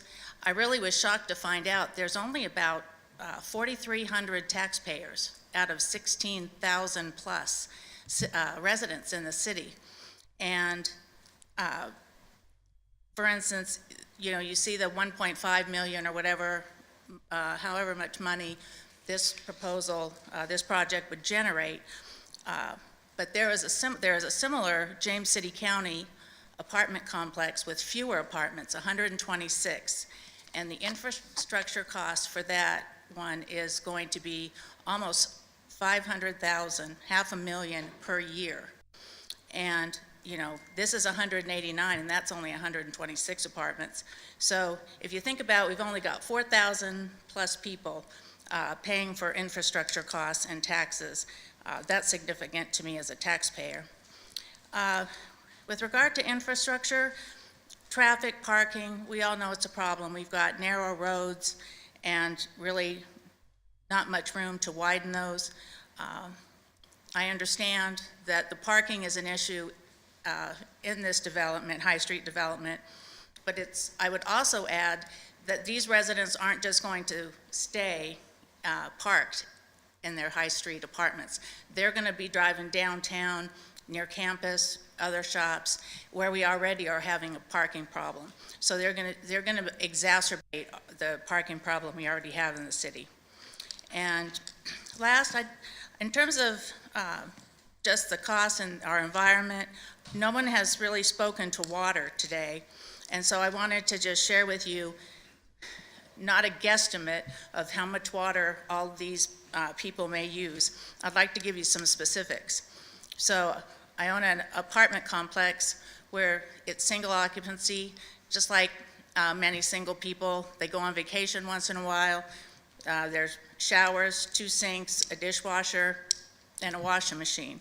Each one of those tenants uses over 12,000 gallons of water per year. So if you look at 189 apartments, I don't think there's going to be just one person in these expensive luxury apartments. But if you just had one person in each one of those, you're still looking at over 2 million gallons of water for this High Street development. And, you know, I'm worried that we just don't have those kind of natural resources. Thank you. Thank you. Would anybody else like to come forward? Seeing none, I'll close the public hearing and I'll come back to council for some comments.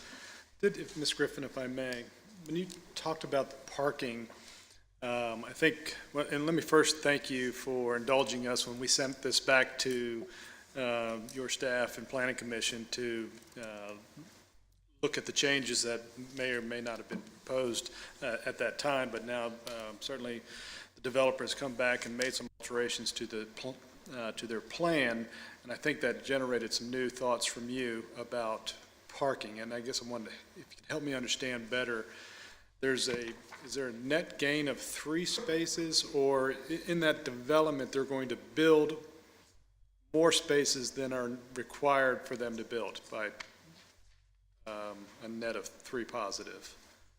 Yes, so they're required for the 5,000 square feet of retail and for the residential, they're required to have a total of 323 spaces. They will have designated 326 spaces. That's the additional 3 spaces. So they're they're not building 326 spaces. They're also going to utilize what is currently available to the High Street area. There are some that they will be building, and then some that they will use. And I don't have the site plan in front of me now. I believe it's, my memory serves me correctly, it's 86 spaces that will be around the buildings, and then the remainder will be what's already in High Street. Okay, thank you. Follow up on just traffic. I know when we were looking at a previous application for another development, there was some communication about the difference between residential traffic counts versus what commercial. Was that done in this case? I mean, let's assume that the areas in question looking to be developed were all commercial. Would that generate more traffic or less traffic? Do we know that answer? Yes, it would generate more traffic if it was commercial development versus residential development. Okay. And so maybe then also cause for additional need for parking or create greater demand on parking spaces available. A greater demand on parking spaces, but currently the High Street development has over 800 parking spaces, including the parking garage. Did anyone else have some questions for staff? Questions? Ms. Griffin, so with that, I think the point was brought up by Ms. Schultz, with that parking, the trips per day, but those trips per day may increase with commercial property, but those people are only there for 1 or 2 hours, where residential, they're there overnight. And so the spaces are occupied much longer with residential than with commercial. In theory, I think that's correct, yes. So I'll just go back to then some of my comments. I think as I said last month, I think this is a good use for this property. You know, I think back to when I was on Planning Commission and Rosalind Group and Dan Aston came to the market and had this concept, which at the time I think everybody, most people in the community thought was a good idea. We created this ED district, or ED2 district, to support what was going to be built there. And the vision for that area was a walkable, pedestrian-friendly area that people could live and work and just enjoy life. And I think that's where we're heading. At the time, pre-internet and retail sales, commercial was a big viable option. And I support what a member of the Planning Commission says, and certainly in my own experience, I think we as a culture don't use retail shopping like we used to. And so I wonder about the viability of commercial. I think you have a great opportunity there, and unfortunately, we're not reviewing that application, and I want to bring you into the city. We've got to find you a place, if not here. And so adding these high-density units there, and I believe there's less two-bedroom units now than proposed and no three-bedroom, and so in that you think about you're not going to have a whole lot of people versus what you could if you had larger apartments. And I also think that it's not fair to assume that building 189 apartments is going to bring 189 people new to the area. Some of the people that traverse the roads and shop and dine in there may already be there and decide to live there. Maybe they live in James City County and come through there to go to work. And so this would be a more convenient place for them to live, and they may not need to use their car, and they could park it, walk to where they live near the area. So I don't think it's a fair assessment to say that these will be new traffic and parking demand generators. In terms of I think, we spent many, many months, and there was a great contingent of residents that felt the need for additional housing, and that was the big part of our conversation for many, many months.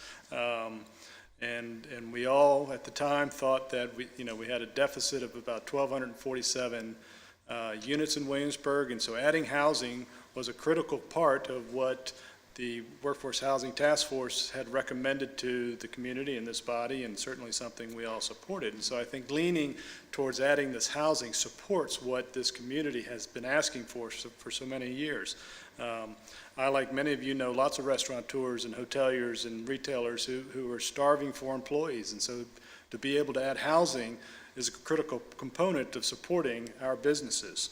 We heard last month that the water supply is well within what it needs to be to support something like this, so I don't fear today that this would be, put us in a real bad spot in terms of our resources. You know, and then also going back to the affordable housing, and an opportunity to bring in money to support a future cause that supports additional true workforce housing, affordable housing, more attainable housing, is a great kickstart to another opportunity, which we just don't have today. So I think there's lots of reasons to support this, and I certainly appreciate the value of the businesses that are in that place, some for it, some against it. So for me, and I look forward to hearing from my colleagues, but you know, this is something that I could support. Thank you, Mr. Vice Mayor.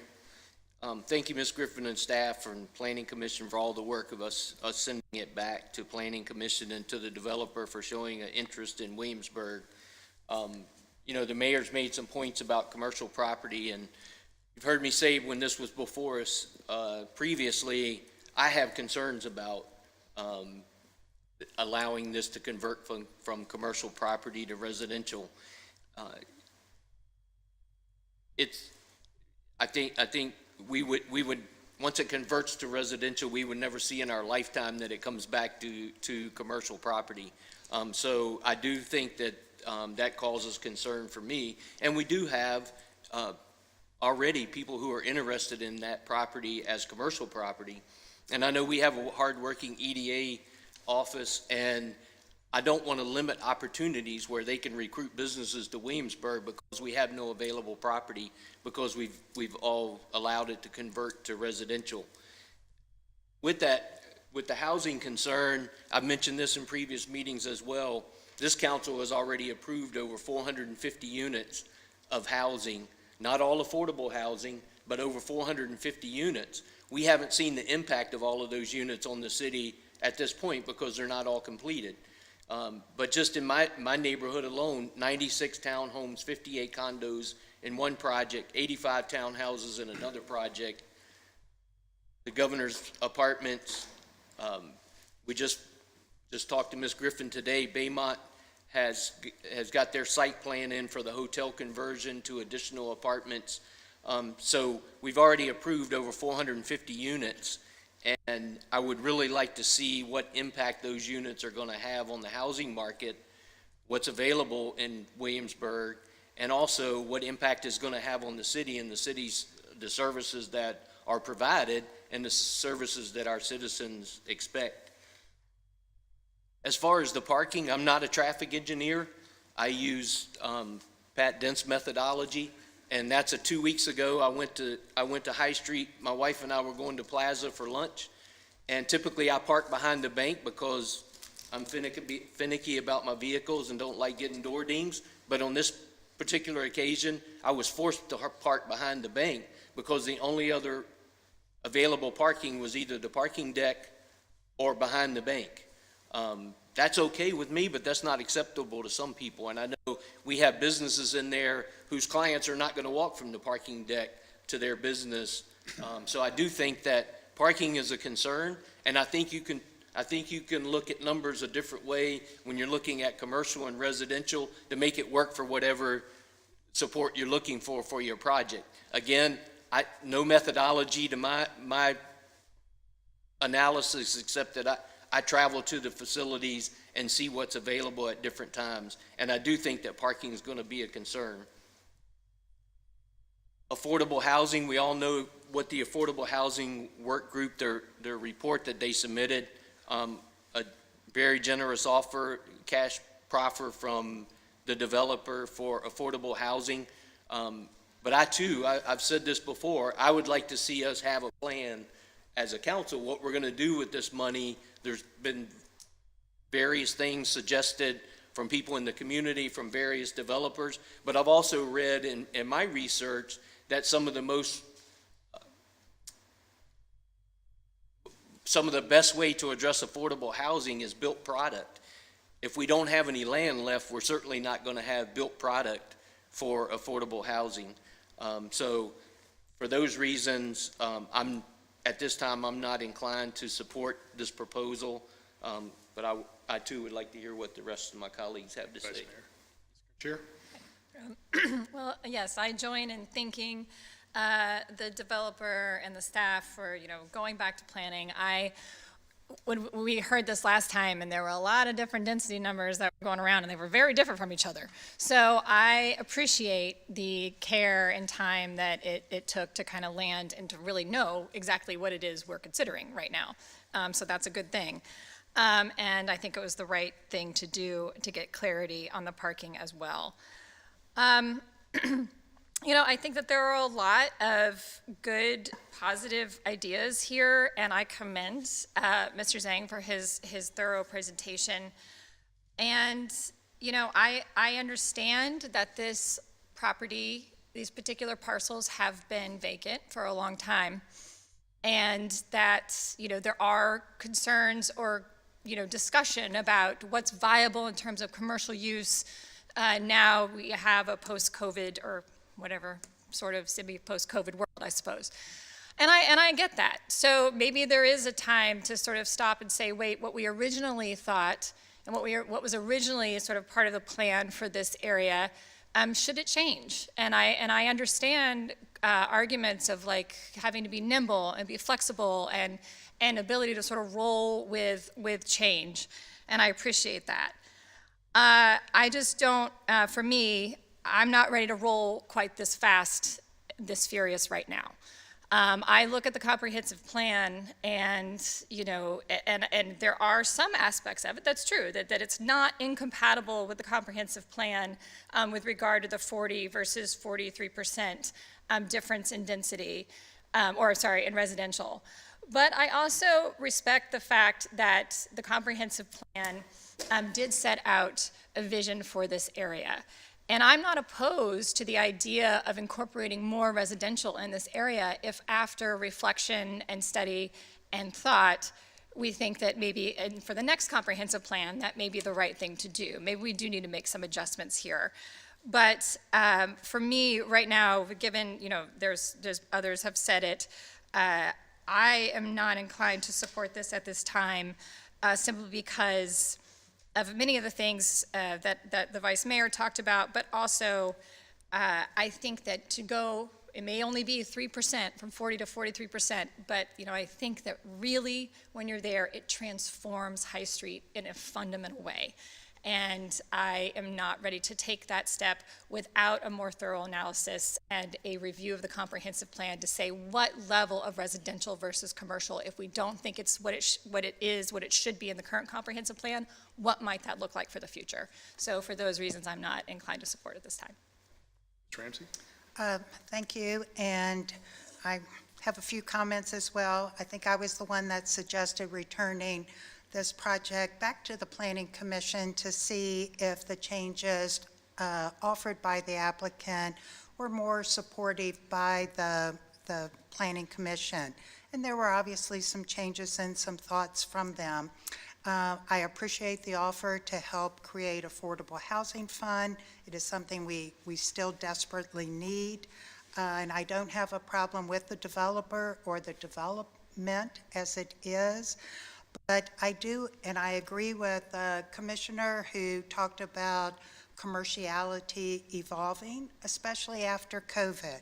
I think we've often talked that the landscape of business work has changed, but I think that there needs to be much more of a holistic review of commercial. What is the state today? What do we see as trends? And what do we see in the foreseeable future? As the representative from City Council to the EDA, I, like Victor, I'm not inclined to say that commercial is dead.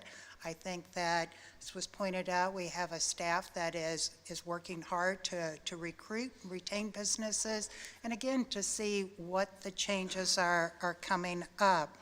I was also taking lead from two of the commissioners from the Planning Commission who really said it well in terms of supporting a strategic approach as opposed to a tactical opportunity. And I think this is what Ms. Kaiser was talking about, that High Street was developed using a certain plan, and investors invested in that based on that plan. Again, Victor, I'm going to take your words. You said at the Planning Commission that you didn't think we should change horse in the middle of the river, and in this case, we're almost to the shore, trying to change based on the rest of the development of High Street that's already occurred. Perhaps after a good commercial review, we tweak the plan, we take a look and see if commercial is still viable for both properties or maybe only for one. And if we do say that residential would be the best use for one of those properties, what is the best residential use for that? So for those reasons, I'm inclined not to support this as well. Rogers? Thanks as always. I'll lead off to everyone who came and took time out of their day to speak with us, and then certainly for the emails and phone calls over the last 2 months from the public, and obviously the time that went in even before that from the developer for actually putting this plan to fruition. I have a couple of points here, and we'll try not to be repetitive. I wanted to respond to someone who came up and had points that I think best kind of kicked me off on 3 main points, and then maybe 3 that I'll respond to just from council's comments thus far. The first is around people who want to live here but don't feel like they have a place that can serve them. I got to serve on our affordable or workforce affordable housing group of 2021, and I encourage people to look at the report, because an important area of learning for me is that you don't want to address affordable housing as a one-size-fits-all. You actually have to look at the different income bands and socioeconomic spectrum of where the need is in the city. That is one that was broken down to show that there is need in the city for extremely low, moderate, and moderate plus levels of income. One of the things that was brought up is, are these luxury apartments? What is the cost of rent? So I want to give a little bit of context there. It's said by HUD that to be housing challenged is to expend 30% or more on your annual income on housing. The moderate income band, as was defined in the affordable housing work group, was $125,000 per year. If you take that times 30% divided by 12 for 12 months, that actually would allow a little bit over $3,000 going towards housing for each month of the year. And I know that the rentals in Crescent Acquisition's proposal would be less than even that level. It also strikes me like 2 people for a 2 or 3 bedroom unit living in that and contributing to the cost while bringing their family to Williamsburg, as we do want to attract, would be able to even make that rent more affordable than falling on the shoulders of one person. The second is the affordable housing piece of this. I agree, it is a dire need of the city. We also had a proposal that was in the $300,000 realm a couple of months ago, and so this is 5 times that in magnitude. It's been mentioned that we might not have a plan for what to do with it. I would counter and suggest that's exactly what the Affordable Housing Work Group was set up to do, and that it recommended 2 things that could right now use funding. The first being, these are the 5 main recommendations of this body, and I'm picking 2 that need funding. The first is workforce housing at Waller Mill, small modular housing to benefit folks who live and work within the city of Williamsburg. And the second is a rehabilitation grant for some of our more historic homes that are aging that could use the city's investment to keep their sightliness and to keep the character of our community. So I think from a housing standpoint, this is a net positive for the city. The second is, I've been swayed by retailers who say they are in favor of this, and there are a couple who have been in favor. There are a couple who say that maybe this is not preferential for the area. I'll commend any retailer that was able to last throughout COVID, as I'm sure it was terribly difficult, even though there's been, from what I've seen, a little more support from the retail restaurant community in favor, but obviously a little bit of opposition. I can see how it is incumbent on the city to do what we can from both a commercial and residential perspective to help commercial businesses maintain in dire economic situations. And so I want to say that while I think this parcel, after 14 years of vacancy, residential is now the best use for it, I say that because I think it is for the betterment of commercial businesses. We had some turnover during the pandemic, not from those that came and spoke today, which I'll commend you all for, but I would see this as potentially being beneficial for the commercial businesses already in the area to allow for residential. And then my third point on these first three is just the traffic concern, and I'll agree with and reiterate the fact that of the 189 units, several of those I would believe would just be coming from already the area and simply be able to commute shorter distances or live closer to strange ways or be able to ride their bike to Colonial Williamsburg out of preference of living there rather than farther away, so it would not create new traffic. And it would create, as it was said during the day, 77% less in daily traffic flows. It was mentioned, which I think is a fair point, that the longevity of parking for a residentially zoned unit can potentially mean that there is a greater grasp of parking locally than commercial. I'd argue that the density of residential parking likely comes in hours where there is less commercial traffic. Particularly those that are early in the morning, late at night, and then people may commute to businesses elsewhere. So there actually is potentially a free or freer parking opportunity should this parcel be zoned residential. Final point was I hit commercial and hit the rehabilitation grant. Just on the maybe speed of considering this, I can understand it feeling speedy because this is one of the first time that I've looked at High Street from this rezoning to residential reason. I appreciate the offer of a commercial rezoning of the property too.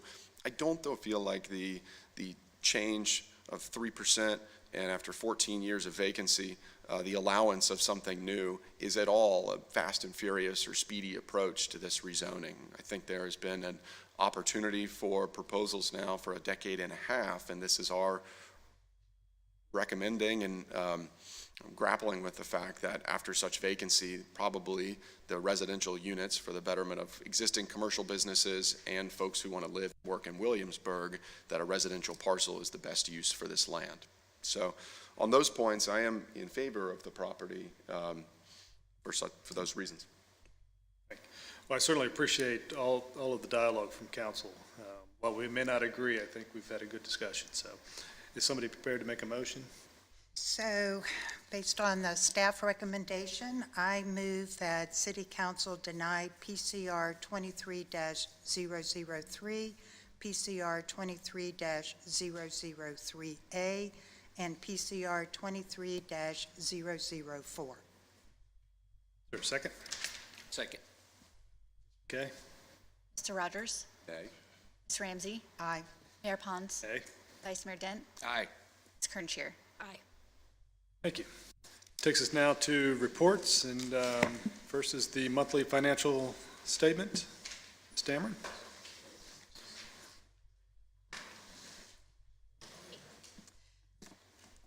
Good afternoon, and as of April 30th, the general fund had revenues of $34.1 million and expenditures of $36.9 million, drawing $2.8 million from the reserves or fund balance.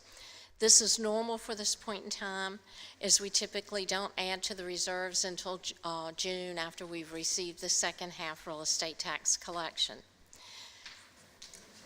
In terms of the general fund revenues, as of April 30th, real estate taxes are at $9.9 million, or 56.5% of the budget. During April, we collected $811,000, $811,000 of real estate revenue tax. Personal property tax is at 98.7% of the budget, and business personal property is at 105.8% of the budget. Lodging taxes are at 69% of the budget, and April collections for March activity was $331,000, a 14.8% increase compared with last year. Year-to-date collections are at $2.6 million, a 0.45% decrease compared to last year. Meals tax collected were $741,000 for the month, a 9.9% increase compared with last year. Year-to-date collections are at $6.5 million and a 3% increase compared with last year. General fund expenditures are at 79.5% of the budget, and overall the fund is in line with budget, although some areas will need some transfers. I'm not at all concerned about covering those. In the capital improvement fund, sales tax collected in April for February activity totaled $398,000, an increase of 4.6% compared to last year. Year-to-date collections are at $3.9 million, a 4.8% increase compared to last year. Interest income is $3 million. About $1 million of this is from the city's funds, while $2 million is from bond escrow accounts that are restricted to either use toward the projects that the bonds were issued for or to pay down the debt service. In the tourism fund, sales tax collected year-to-date are at $1.7 million and is an 8% increase compared with last year. The $2 lodging tax collected year-to-date is $667,000, a 1.5% decrease compared with last year. In the utility fund revenue, water revenue is at 64% of the budget, sewer revenue is at 75% of the budget. Operating revenues exceeded operating expenses by $375,000. The utility fund was budgeted to break even after covering appropriations for capital projects of $3.6 million. This means our operating income for the year needs to be in the $3.6 million range to cover those appropriations. And while it looks like we're far away from reaching that, I did a little research, and generally in March, the water revenue's at about 61% of budget. By June, we're usually in the high 80%. And then by the time we close the year and we book our unbilled revenue and through the year-end closeout process, we've typically exceeded the water revenue budget by 7%. So I am hopeful, and I think it's definitely possible that we might meet or at least come very close to meeting that budget plan. That concludes my remarks. I'm happy to address any questions. Thank you. When you talk about water revenue numbers, that's a derivative of usage, is that correct? Correct, consumption. So we see consumption down minimally, so there is a little bit of decrease, but not as much as the decrease that I see in the revenue. And largely that's because of the timing. You know, for the April report, the bills, you know, we bill quarterly, but we're billing every month. And the bills are typically due by the 5th of the month, so there's a lag there. And then as we move through the year-end process, we catch up that lag so that the usage that relates to the prior year, we're recognizing that. But we've been watching this trend of decreased consumption right. a number of years, and so there's a looming concern about, at some point, the ability to maintain our infrastructure can't be supported but through revenue. And what we're also watching is the impact on the working capital. And if you'll recall, a couple of years ago, we set a targeted working capital. And so what we're seeing is the erosion of that and the likelihood that sometime in the near future, we're going to need to look at a rate increase. And of course, the goal in that is to be able to do that minimally, rather than waiting till we have to have a very large increase. And we've undertaken measures in terms of our water distribution system to make sure that things are sealed and tight and pipes are not leaking. But moreover, we're seeing that consumers are using low-flow toilets and Correct. that nature, Correct. and faucets, and so. And so that has an impact on the consumption. Any other questions? Not for me. Yeah, my questions were right along the same line as Good. yours. Good. All set. Thank you. Thank you, Director Dameron. Okay. Monthly departmental operating reports. Who do we have, Mr. Trivette? Yes, this month it's going to be economic development. All right. Welcome, Ms. Matsumoto. Thank you, thank you. Thank you, Mayor Pons and members of City Council for allowing me a few moments on today's agenda. I thought I'd take just a few minutes to share an update on the success of the Economic Development Authority's discretionary incentive program and the impact that those incentivized businesses have had on our community so far. So before I dive into the data, I thought I'd go a little over the program itself and what the purpose of it is. So that discretionary incentive program is used to aid and incentivize businesses coming to Williamsburg close the funding gap required in the capital needed to open their project. Per the program guidelines, an award cannot be more than 10% of the total capital investment in the project, and any incentive request over $100,000 requires City Council approval. These incentives are not cash upfront grants. We instead use revenue sharing, meaning that the businesses don't receive any funds until after they open. The award is performance-based and administered on a quarterly basis, sharing back with the business a portion of the city's taxes that they've collected from their customers, usually what we call the tourism taxes, such as sales and meals. An important takeaway here is that the metrics that you're about to see and the impacts on the city would not have occurred if not for the incentive program. So with that,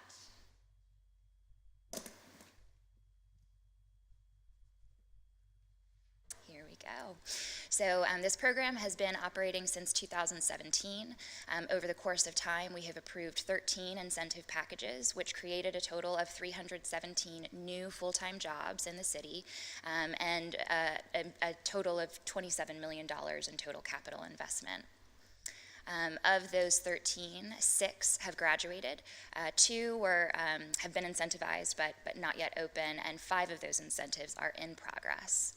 What this ultimately means is that those 13 businesses, 11 I suppose, since 2 have not opened yet, have collected more than $1.5 million in new taxes for the city, 550 or so thousand of which has gone back to them in the form of incentives. But this means that the city has retained more than $985,000 in taxes that we would not have otherwise had if not for this program. And with that, I'll be happy to answer any questions.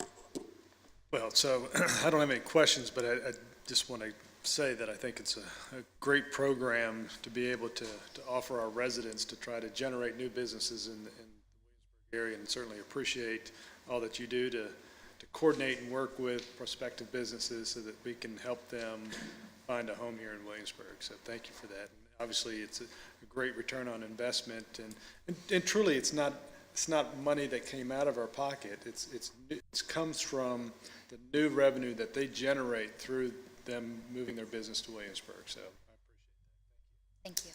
Yeah, no questions, Yuri. Just thank you for the work you do, and what a great program to help the businesses and the city. No questions, thank you. So I do have one question.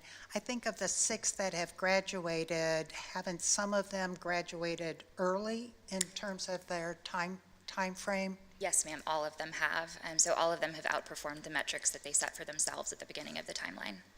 And if I understand correctly, the majority of them are food and beverage, but not limited to that. Correct. The most recent approval was for the Motel Rochambeau, which is being converted into the Rochambeau Roadside Inn, which will be a boutique motel product on Capitol Landing Road.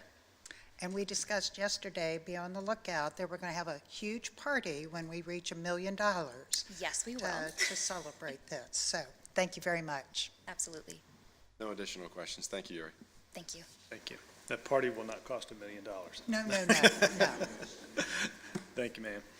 Okay, Mr. City Manager, any report? Not today. Thank you. Nothing at this time. Thank you.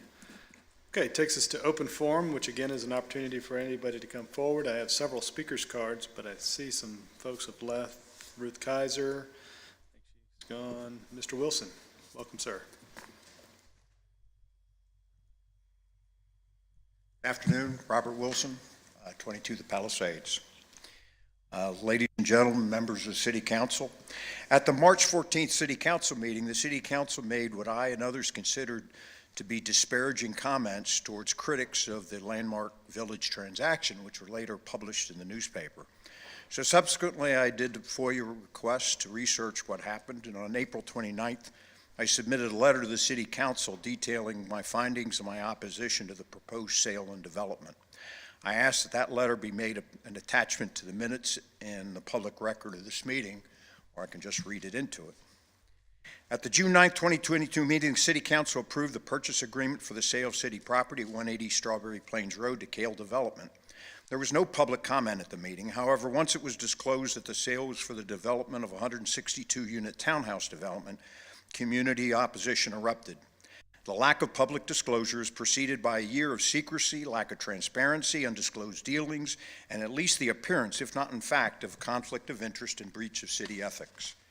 The documents produced by the city raise serious questions about the mayor's statements at the March City Council meeting. Indeed, documents produced by the city indicate that Mayor Pons and City Manager Trivette collaborated with Kale and its representatives over many months leading up to the offer by Kale. None of these foundational discussions, meetings, and exchanges were disclosed. Now Mr. Kale has resigned from the Planning Commission and Kale Development has withdrawn the rezoning proposal, although the issue of resolving the contract itself is still open. Subsequent to my letter, I received the following email from the City Attorney Office. In response to your initial FOIA request on March 20th, this office requested from numerous people, including Mayor Pons and Mr. Trivette, any records they possess which are related to 180 Strawberry Plains without a date restriction. Based on the records produced in response to this request, the city does not possess any records, notes, memos, etc. that were created regarding the referenced meetings. The city manager in the June 9, 2022 City Council meeting stated he engaged in months of negotiations leading up to the November 19, 2021 Kale offer.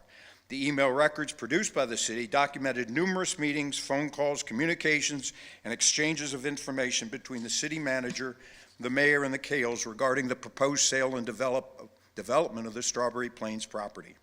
The city's response indicates they did not produce or retain a single document.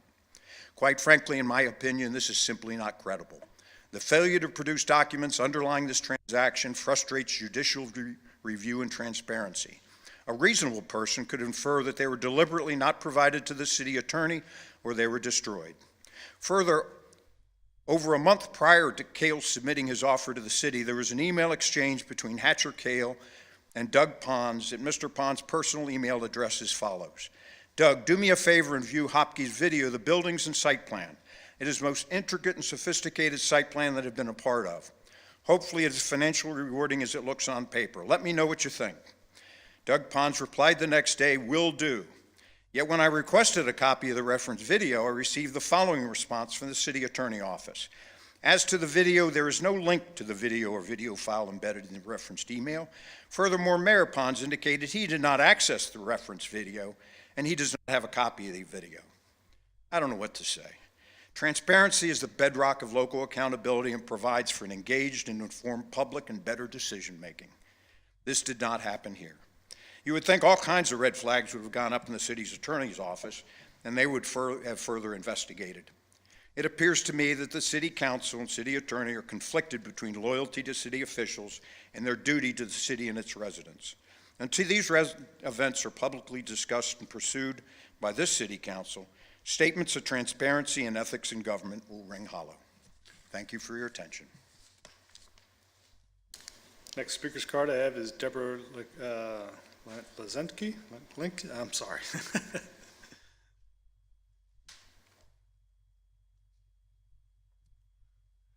You'll state your name for the record. Yes, I will. Good afternoon. My name is Deborah Linseski. Thank you. And I reside at 103 Godspeed Lane in James City County. I'm here today representing Bike Walk Williamsburg. It's been a long time since I've been before this board. I am a recently retired civil engineer with over 40 years of practice here in Southeast Virginia. Many of my projects were within the city limits, and I'm very happy to see the fruitage of the growth that has come in the city, most of it in a very productive, healthy, attractive manner. This is what I dropped.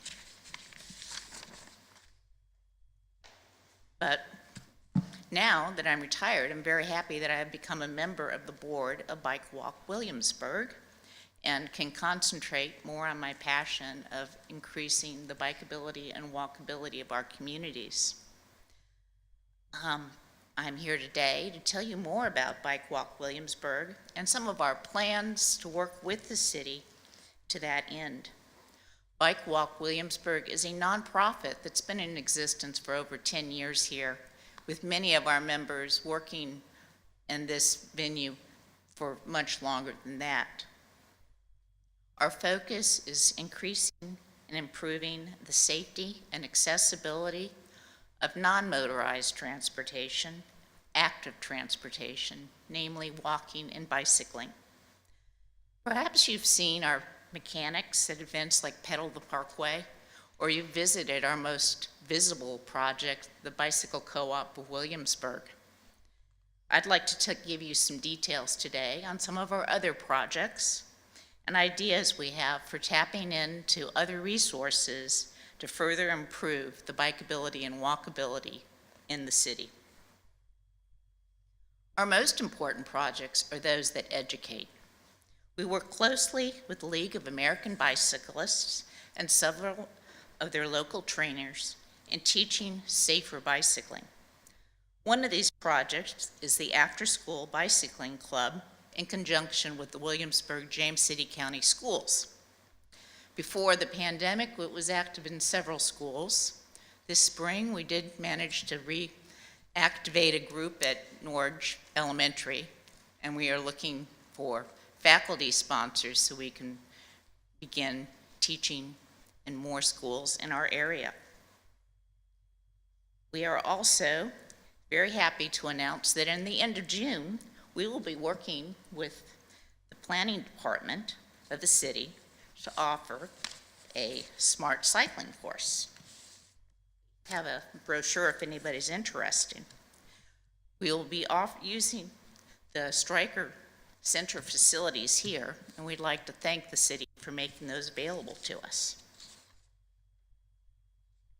Of course, part of having a safe bike is having a well-maintained bicycle. Our volunteers staff a variety of maintenance events, such as Bikes Out of Hibernation, which took place during the recent Pedal the Parkway Day, Maintenance Mondays at William and Mary. We're going to be sponsoring repair tents at the Cap to Cap event coming up next weekend, and we do the same at other bicycle gatherings. And most importantly, we have do-it-yourself days at our bicycle co-op. During these periods, the public is welcome to come in and use our tools, access our stock of refurbished or recovered parts, and tap into the knowledge of our mechanics. I've talked a lot about bicycling. I want to let you know we're not forgetting walking. Walking is so basic that it's hard to believe that we need to encourage it. But often that's at the heart of a lot of your planning problems, as we heard during the recent public hearing. We want to park right next to that door. We don't want to be 200 feet away, much less think about somebody walking to do an errand. That seems so foreign in our culture, and it shouldn't be. We need to make sure that people understand that it's perfectly normal, very healthy, to walk to take care of your daily business. It's not just a recreational activity. And that is something we'd like to take care of both through advocacy, education, and working with the city staff. We have been talking to the Public Works office, the planning office, and the city's engineers about ways we can help. We are putting together lists of places where we see deficiencies that possibly could be fixed. Ms. Lenensky, could you just wrap it up? That's okay. And we look forward to working with the city staff to help develop their new infrastructure master plan. Thank you for the time today. Thank you so much. Appreciate you coming forward. Next speaker's card I have is Mr. Glazner, but I think he's gone. So I don't have any other speaker's cards, but would you like to come forward? Next, Mr. Fairbanks. No, I'm not interested. Randy O'Neill, 14344 John Tyler Memorial Highway. I live at mile marker 17 on the Capitol Trail. I'm acutely aware who rides on that trail. I'm acutely aware of the bicycles that are on that trail, okay? And as the lady says, the kind lady, it's mostly retired folks that are on the Capitol to Capitol Trail, okay? Again, in respect to the children's health and wellness, like I said, I've made 1,300 school site visits. I've worked in all the schools here in James City County. I've probably made 350 visits since 2003. Okay? Again, if you confuse children's health with transportation, it's a loser. You need to provide facilities on site. As soon as you transport kids away from that building, it's a loser. Transportation, bus drivers, you don't have any.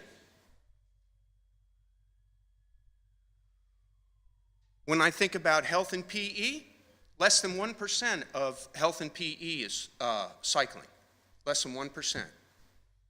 There's $200 million in the state budget that a little business like mine that's been operating for 20 some odd years, statewide, can't even apply for a grant.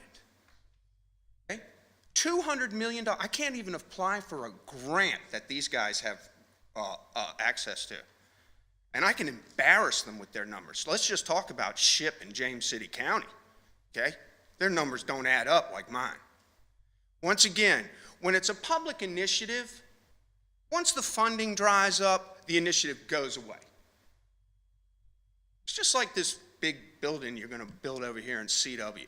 Okay, Virginia Beach has already fired the operator, cost them $6 million extra a year, and you don't have any measurements from it. Nothing.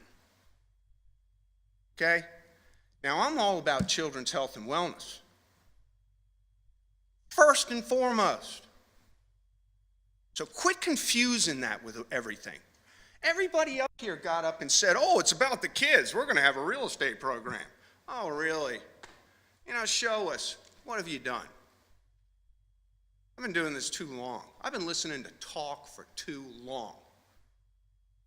Whether it's the Health Foundation, the Community Health Foundation.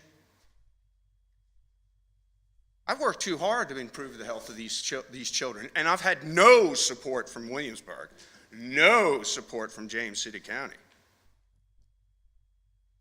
Now, I had to withdraw because of a stage 4 cancer diagnosis in 23-24 for a program that I had written and been accepted at Richmond Public Schools to take on 22 elementary schools all day, 8 hours a day. Okay? It was $135 an hour. I was going to ride 70,000 children, the most left behind group of children in this state. You're not helping them. And again, most of the bikes that are showing up on the Capitol to Capitol Trail now are electric. Okay? So, I mean, I don't want to beat a dead horse here, but whether it be, you know, you don't, athletes play, you know, I have to get my thoughts together. I had chemo yesterday, so bear with me. You know, athletes play sports. You don't play a sport to be an athlete. Train. When I teach a 3rd grader about resting and accelerated heart rate, it's immediate feedback. We talk about interval training. Oh, and by the way, after they've left my rig, okay, they've ridden 10 miles pushing a 60-pound wheel to Justin Bieber, and they're smiling from ear to ear. I got thousands of letters. Quit wasting time on things that aren't on the block or in school. And quit counting on the kids that really don't get any measured outcome. Whoops, that's okay. Really any measured outcome from any of the programming you got now. Soccer, football, what's the vocabulary there? Tackle, block. It's all kind of violent. None of that stuff has health as the end goal, winning and losing. Thank you. Thanks, sir. Ms. Fairbanks, I believe you wanted to come up.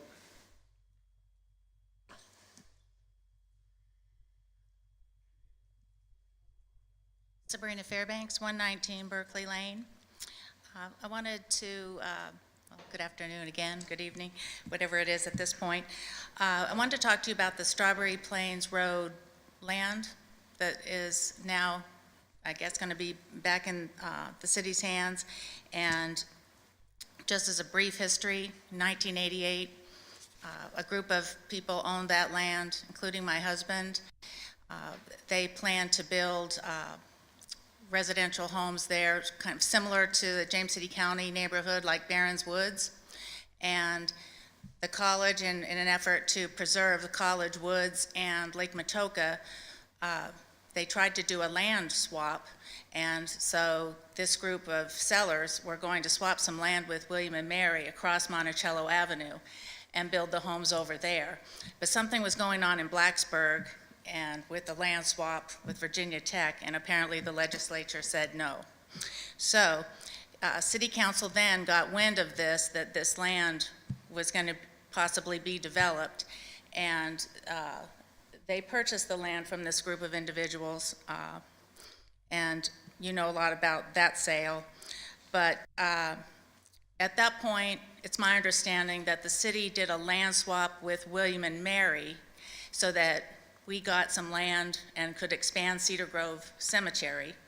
And then the college had that land to protect the environment around the college.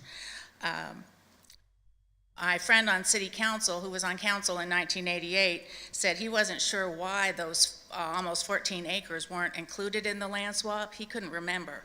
But he said that they never really anticipated or expected that parcel that was left over to become, to be on the tax rolls. And they knew that they would save a lot of money, because if it was developed, even I guess having the student population back then was a financial consideration. But he said the main point why they were not going to develop it was to protect the College Woods and Lake Matoka. And in all these years, he said that it never had needed to be on the tax rolls. So now we are where we are with Landmark Village withdrawing their proposal. We've heard that the city is not marketing this property, but will be open to proposals. And so for myself and the William and Mary biologists who usually come and talk to you about the environment, but they are working today, we'd like you to maybe consider looking at maybe doing another land swap with the college, because it's our understanding if the William and Mary Real Estate Foundation purchases it, there will be no development. So it really would be a conservation project for you, or maybe it can be a conservation easement of some type. And that's my proposal. Thank you. Thank you. Would anybody else like to come forward? Okay, seeing none, I'll close the open forum and we'll move on to unfinished business. And first is consideration and action on proposed resolution 24-08 approving the FY25 budget for the fiscal year commencing July 1st, 2025. Mr. Trivette. Yes, thank you, Mayor, members of council. I'm excited today to have the budget in front of you for adoption. At the last time that you all discussed the budget and reviewed it, you did suggest some changes to be made. A couple you really just wanted us to be prepared for, and then others you wanted us to try and move some funding around. We did have an internal staff meeting, reviewed those, and have made accommodations for them in the budget. We haven't made any changes to the budget. It's still within what we have presented, but we're prepared to do some moving around of projects in the CIP and allocation of funding to advance the 2 sidewalk projects, Ms. Ramsey, that you had brought up, and are prepared to consider those other staffing changes of need if they come up during the year. So I think at this point we're ready to present the budget for adoption. Thank you. Well, I certainly appreciate all the work that staff has gone into putting this together, beginning with the retreat that we had back in February, where council outlined its goals for the year. And when I look through the budget a lot, it certainly meets all of my expectations, and I think that those of council, so thank you for the work. And I don't have any additional comments. Mr. Vice Mayor? I don't have any questions, just a few comments for everyone, for all the work that's been put into the budget. Ms. Dameron and your staff, and Mr. Trivette, and all department heads who work to bring the budget together, and for citizens who comment on the budget. There's couple of things I wanted to say. We value the feedback of everybody in the community, and sometimes you may provide feedback. You may convince me to see something a different way, or I may convince you to see something a different way, or at the end of the day, we may just respectfully agree to disagree. But two things that came forward during this process that typically I wouldn't speak against or speak to, but I'm going to speak to them this time. We do what we do because we care about the city. And there was a suggestion that came forward that questioned whether I had even looked at the budget. To me, that's disrespectful to me. It questions my integrity that I would sit in this body and vote on a document that I haven't read. I can say, and probably I can't speak for my colleagues, but I'm certain, I know I've had 3 or 4 meetings with the city manager to clarify things for me, to help answer questions for people in the community. And for that type of comment to be directed at me, I take very seriously, because I care too much about this city, and that's why I'm sitting here. It's certainly not for the paycheck. The other thing that really bothered me about, these suggestions came from, a suggestion came that we should entertain a 5 to 6 cent tax reduction for this budget year. This came from the same individuals that supported a proposed 8-cent tax increase in the midst of COVID. So that just doesn't make sense to me. Again, the back and forth is what we want. We want input from the community. We do our due diligence to try to prepare a budget, present a budget to the community that keeps Williamsburg moving forward. And to suggest that we don't even take the time to read it is way off base. And I have no questions, but I'm ready to support the budget. Thank you, Mr. Vice Mayor. Ms. Gernshire? I don't have any questions by this time. As the Vice Mayor said, we have talked about this and received feedback and questions, and I appreciate questions that I get from the community because it helps me learn as well, and it helps me refine my understanding of what it means to be in city leadership. And so I'm grateful for the citizens who take the time to provide feedback and questions, and to our city staff who will also sit with me and help me understand and make sure that, as the Vice Mayor said, that I'm comfortable by the time we get to today. We really hopefully don't have, any questions, because we have been talking about this, and we have been listening, and we have been thinking very deeply about what is best for the city. So, I am ready to support the budget today as well, and I really appreciate and echo the comments of the Vice Mayor as well. Thank you.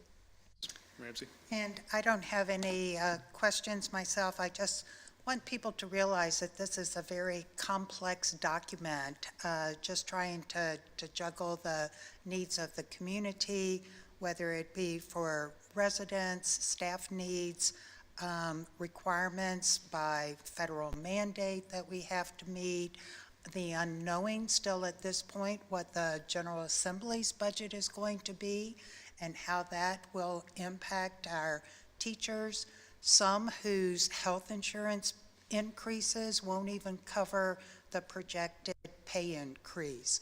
So there's a lot of moving parts here that I don't know that the general public understands. And to the Vice Mayor's point, we do spend a lot of time digging into the overall budget and then into specifics asked to us so that we can better understand and answer questions that come to us. So I'm ready to support it as well.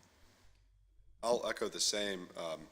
This was almost described at the beginning of this process as an uneventful budget, but that's never really the case. It's more just uneventful because we might not touch the real estate taxation rate, which is already low, the lowest for cities in Virginia. But that doesn't mean that we don't have, as was already mentioned, differing levels of funding from the state and federal level and requests from our partner authorities. So I agree that this is an iterative process that council reviews several times, but also the public has the opportunity to review several times. And for anyone interested in the nitty-gritty budget discussion, I'd encourage them to join our budget retreat, which is open every year for members of the public and held usually in February.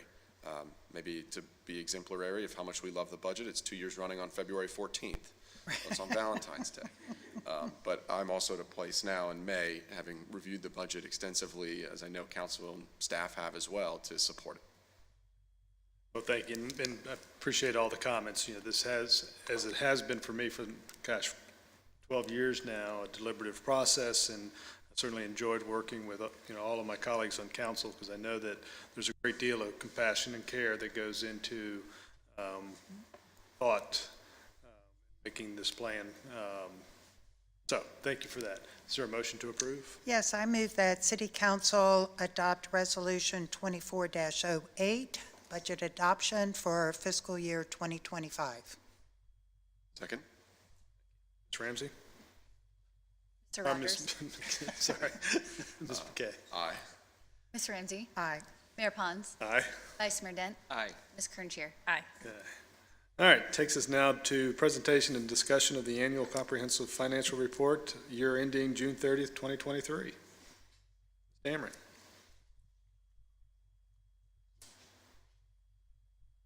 Mayor, we have with us this afternoon Aaron Hawkins, who is a member with Robertson Farmer Cox and also managed this audit. I'd like to invite him up to give his review for us. Welcome, Mr. Hawkins. Thank you for having me, members of the council.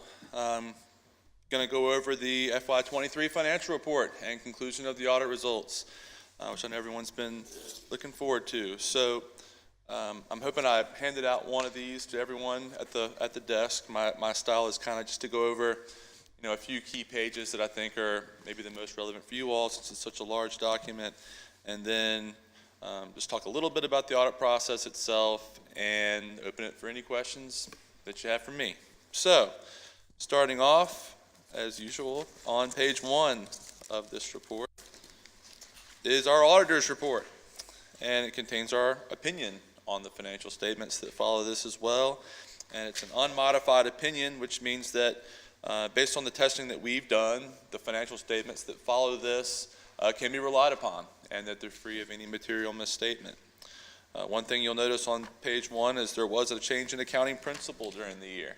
GASB 96 was implemented, and last time I stood here and talked to you all, I talked about a GASB that was implemented on leases and how it was changing how you accounted for leases at the city, and how it used to just be something you thought about, you made your payments during the year and that was it, but now you had to kind of calculate the present value of the future of all these future payments. And what happened with this new standard this year was your IT arrangements that you have that go on for periods of years, how those have future payments, and we had to calculate the present value of those. And so that standard was implemented this year successfully by the management and finance staff here at the city.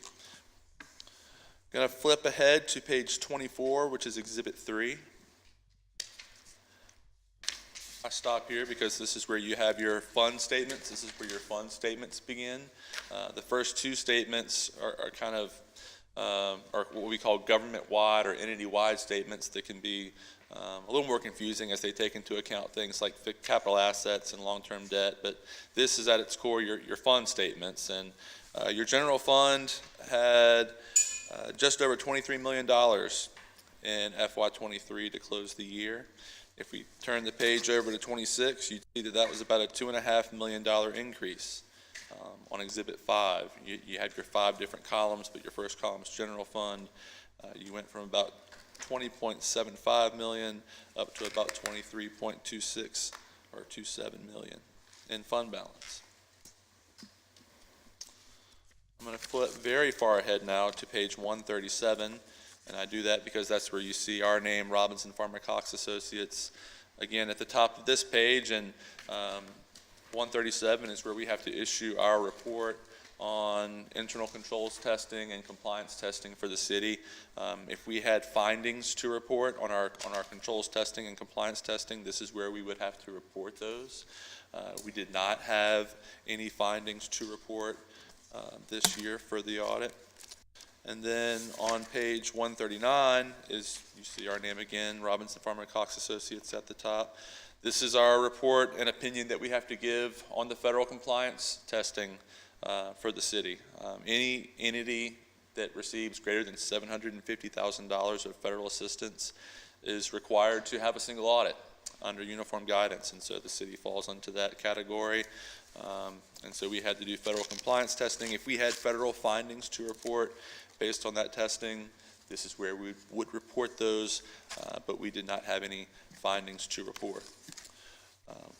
So those are the main areas I wanted to go through in the financial statements themselves. I did have a separate management letter, though, that is kind of in the front insert of the report that I gave you all.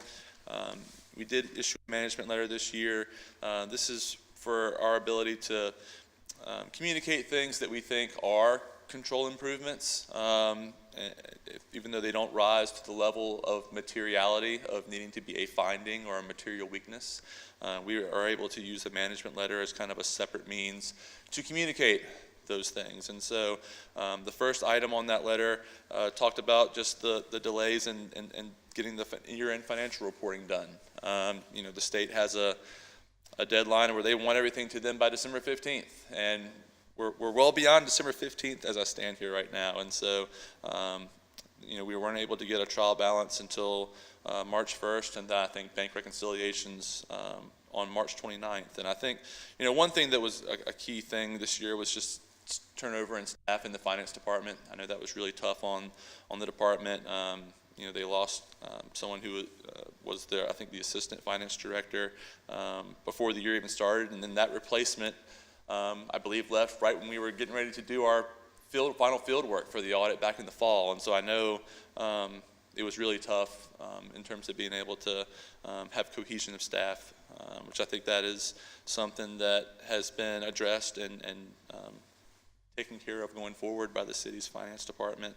The second item was on cash, unreconciled cash. So when we get bank reconciliations to audit your cash balances for the city, you have your bank balance, and you have your reconciling items, and then you have what's your reconciled balance, kind of like you would with your checkbook at home. Like, these are checks that we've written, deposits we've made that haven't cleared the bank yet, and this is our reconciled balance. But there was an amount that wasn't able to be identified as to what the difference was. It was $3,350.61, which for an audit is immaterial. In fact, it's a trivial amount, basically, in terms of audit speaking. But when you're looking at cash, you want that thing to be reconciled to the penny. And so that's why I still bring it up, just to put a focus on it, because even though it's small now, if left unattended to, it can grow to larger things that you become more worried about. And so wanted to point that out as the second item in the management letter, and then now open up for any questions that you have for me.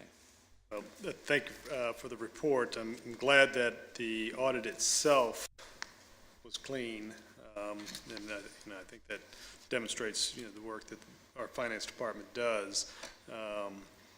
And I'm glad to hear that delay in getting the books to you was a result of some turnover in staff and not a deficiency in staff in terms of their ability to do the work. And so I'm glad that's been reconciled. But I wonder, Ms. Dameron, if you could speak to the 3550.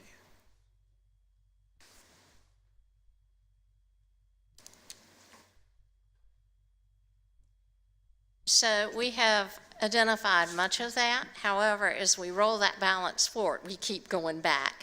So I don't have an exact number. It has reduced. A lot of that is reviewing a lot of the credit card charges. So he talked about reference into your checkbook, but the difference is we have a high volume of little dollars, some of which were inappropriately netted out. So I'm not going to be satisfied till we're to the penny, because that's what we do. So we are whittling that down, but just going through the sheer volume of some of those smaller amounts, it's taking a bit of time to identify how they were netted and how we unravel that.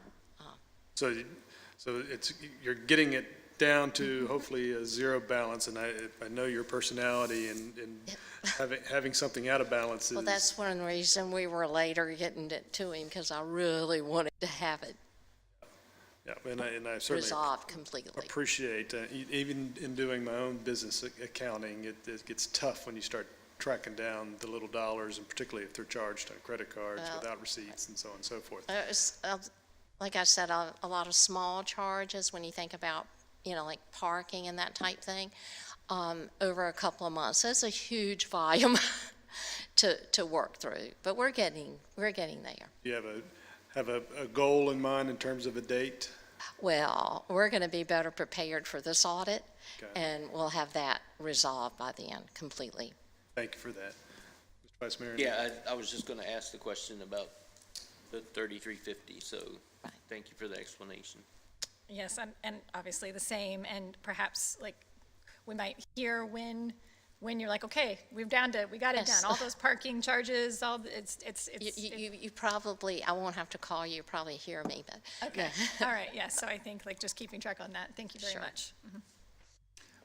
Well, thank you for, thank you for working through that. And as someone who uses the garage fairly frequently, I can understand, because, I'll get a $2 or $1 or $3, so it can create a lot of volume. So appreciate your persistence. Nothing additional to add besides the fact I just appreciate something that was listed as immaterial, coming up and being flagged by our auditors, and obviously the diligence, Director Dameron from your department, and reconciling what that might be. Demonstrates the value of this whole process, and so thank you. So Mr. Hawkins, thank you again for coming in. I believe we have to. If there's any action, there's none listed. You need to accept the audit. Oh, okay. Accept. So I move that we accept the annual comprehensive financial report. Second. Okay. Mr. Rogers? Aye. Ms. Ramsey? Aye. Mayor Pons? Aye. Vice Mayor Dent? Aye. Ms. Kernscher? Aye. Okay. Thank you again. Yep. Next is discussion and direction to staff regarding the research and feasibility study on the creation of the City of Williamsburg's Independent School Division. Mr. Trivette? Yes, thank you, Mayor, members of council. As you all know, Monday, the study team that did the study work for us presented their findings in terms of the major themes that resulted from the public input that we received from the public info session, as well as from the online survey. And at the conclusion of that, City Council asked that I add an item to the agenda to give you the opportunity to discuss the results, the study as a whole, as well as the public input, and provide some direction to staff. Well, so thank you for that. I guess just to kick it off for general discussion, began this process of the feasibility so that we could understand whether or not the City of Williamsburg could stand up its own school division, not with an end goal of making a final determination. And I think we've got that feasibility study back. I believe it says it's feasible. It may cost us a little bit more, but what came out of that study to me was the most alarming aspect of that, and that was breaking away from the totals, the scores from an aggregate of James City County and city students, understanding better how our students are performing, and a breakdown of the demographics. And much of it was very revealing, but I think as a result of having completed that feasibility study, we have now the awareness that our students are underperforming, and having been spending some time on this issue, seeing what other divisions are able to achieve, it has led me to believe that we need to be asking the question of the division, how are we going to move the needle for our children, not just the city children, but James City County children. But from my perspective, I would hope and encourage council to agree that maybe we send a letter to the school division kind of outlining what we feel is our expectations in terms of performance outcomes for children. But then in that, recognizing that there may be, with that comes a response of, yes, we can achieve certain things, but there may be a reallocation of resources or additional resources are needed. So I think we need to know what that number is moving forward. And then also establish a timeline. Let's say we pick a number for third grade reading rate. 10 years is too long, to achieve that. And so I think we ought to set some expectations as to what we think is a desired outcome when we talk about achieving certain levels. So I think we need to talk about or address with the division what our expectations are, get some feedback from them about how much it would cost and how long it would take. Again, that cost may not be dollars, but a reallocation of resources, but what plan could they implement that would achieve these goals? And so with that, I'll kick it over to Mr. Vice Mayor. Yeah, I think that, I think your suggestion is good, and one thing I want to caution against, I know some people thought on Monday when Dr. Smith presented the public input that was the end of the report, and this month or next month we're making a decision. There's still a lot of unknown information and information that we need to gather. I think what's important about this letter is we need the answers to this, regardless of whether we're in a joint school system or an independent school system, because it's obvious now that the Village Initiative has provided their annual equity report that overall the kids in the county aren't performing that well either. So regardless of where we end up, this needs to be addressed, whether it's in a joint school system or an independent school system. And basically we have the information, and I think we're at a point where we have to acknowledge it and we have to ask for a solution to the problem. Yes, thank you. Looking at the results that the study team presented, the report they presented regarding public feedback on Monday, a couple things I just wanted to highlight is that I think it's best said at the end in their conclusion of their survey or report is that, from the information they gathered, however the folks responded, they were in agreement that the current student achievement outcomes, I'm reading from the summary, that the current student achievement outcomes for the young people in the city of Williamsburg indicate that action is required. The respondents had differing opinions, however, of whether that action should be in the form of an independent school division or through modifications of the current WJCC school division structure. So I really think that, that's the point here right now, is that we can't have this information and be like, oh, well, I guess we're just going to keep on keeping on the way things are. I think it's an issue now of saying we have this information, we have to do something. That something maybe stay together. That something maybe not stay together. But at this point, right, no matter how folks may think that what the end result should be, there is an agreement of those who responded that we can't have the data and the information we have now and just pretend like we don't. And I think that is where I like the mayor's suggestion that we go to the division and we ask questions about, okay, we have this information. Like what's possible? How do we make this better? How do we make sure that our children are performing and getting the best public education they can?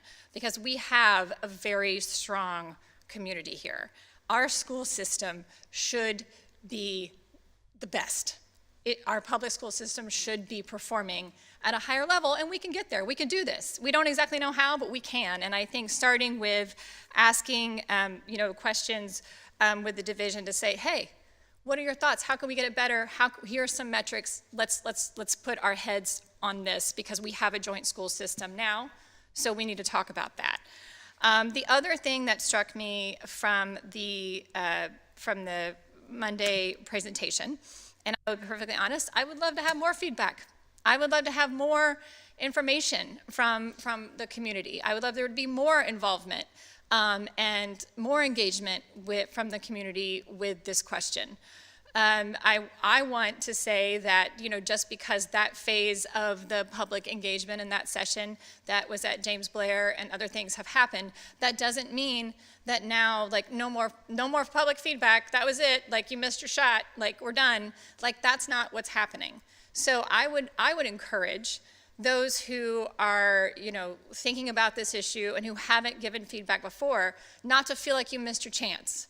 Okay, it's important for us to look at this issue, go back and look at the study or the summary, think about it, contact us, like ask questions, talk to each other.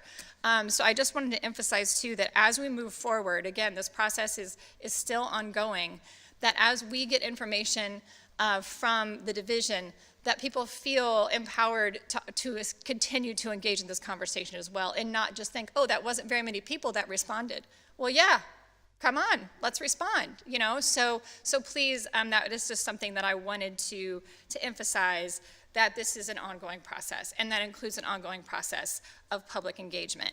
I myself have met with, groups and parents and people who aren't parents, and who want to engage and ask questions and talk about the study.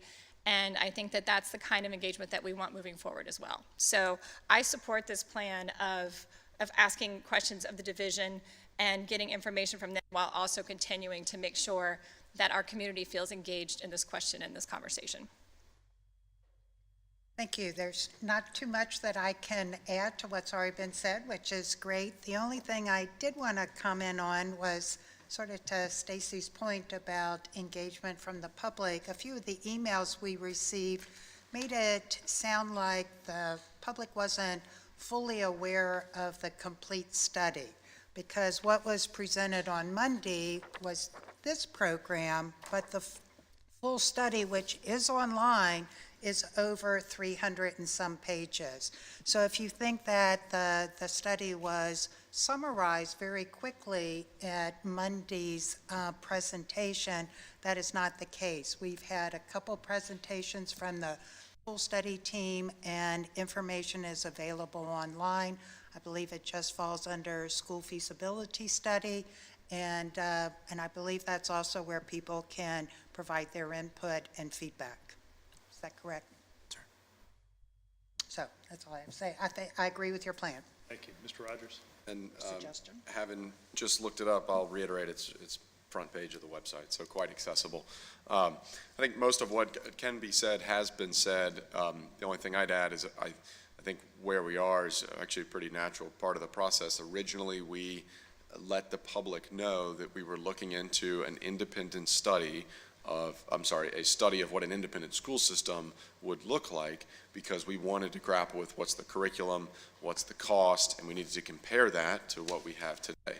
Now we have that study, but the study has elicited information, certainly that's financial, but also a significant amount that is based around achievement gaps down to the grade level, the topic, whether that be math, whether that be English, whether that be sciences or foreign languages, and we've recognized that the schools within our system, the system being these actual schools within the city, are lagging behind. So similar theme as going with a study to review what the difference would be to what we have now. Now I think it's prudent to get an understanding of what the difference would be should we remain in the school system from a curriculum standpoint to address achievement gaps. And just follow up on Ms. Kern-Shear, while there was only 49% respondents, I don't think there's anybody who would make an argument against the quote that you just read, that, there's room for improvement, and we must look to enhance, the outcomes of these children, however that's read there. So, Mr. City Manager, I think we've all had conversations with you over the last several months. Do you have enough to start drafting a letter and then, work through council to put something together? And there is a motion that if we want to do the official motion. Sure. So I move that the city council direct the city manager to extend our relationship with any necessary members of the study team to draft a letter to the school board and superintendent of the Williamsburg-James City County School Division requesting that they propose to the city council by July 31, 2024, a plan to improve student outcomes, outline the timelines required for action and results, and provide an estimate of additional resources that may be required, which I think sort of encapsulates Sure does. everything that we've said. Second. Thank you, Mr. Vice Mayor. Ms. McKay? Mr. Rogers? Aye. Ms. Ramsey? Aye. Mayor Pons? Aye. Vice Mayor Dent? Aye. Ms. Kerntier? Aye. Okay, takes us to new business, and first is consideration and action of proposed ordinance 24-04 to amend section 5-68 of Chapter 5, Article 2, Division 3, and to add a subdivision 1, section 7.6 to Chapter 7, Article 1, Division 4, enabling the city manager to waive permit fees and security performance requirements for certain improvement projects. Ms. Shelton. So currently, as the city code exists, every entity that comes into the city, with the exception of nonprofits, certain nonprofits are required to pay building permit fees, except for the city. So that includes our political subdivision partners like WADA and HTRFA. There's no ability for the city manager to waive permit fees for projects that the city is also contributing to in terms of the cost of the project. Additionally, for stormwater management, there's also a local fee that the city managers does not currently have the ability to waive for those regional partnerships where there's a project occurring in the city of Williamsburg. The amendment before you would give the city manager the ability to waive the fee, but would not require the city manager to waive the fee, and only for political subdivisions. So, for example, WADA is getting ready to build their project on Route 60, and they've requested, this is a possibility, and it's not until City Council adopts this ordinance. The other thing is that we are not required, but we do require security of performance. So the state code allows us, but does not require us to provide security of performance for stormwater management for projects. So that's essentially a bond or a letter of credit that secures performance. So if the political subdivision, in this case, didn't do the project, didn't pursue the project, and it was left incomplete, we could collect on the bond. For political subdivision, the risk of that is low. And for us, we also require contractors to obtain the same type of security. So the same letter of credit, the same bond to do that work. So the amendment to the ordinance would allow the city to waive our bond requirement for the political subdivision, so long as that political subdivision has obtained a bond that also includes the stormwater maintenance. So that was a mouthful. Well, I'm happy to answer any questions. Well, I think- It's a may, it's not a will. It just gives the city manager the ability to consider it. A couple things come to mind. I mean, when using the example that you mentioned, WADA is something that's funded from the city. That's right. WADA would use those same funds to pay those city permit fees. That's right. So waiving them ultimately saves money for the city. That's right.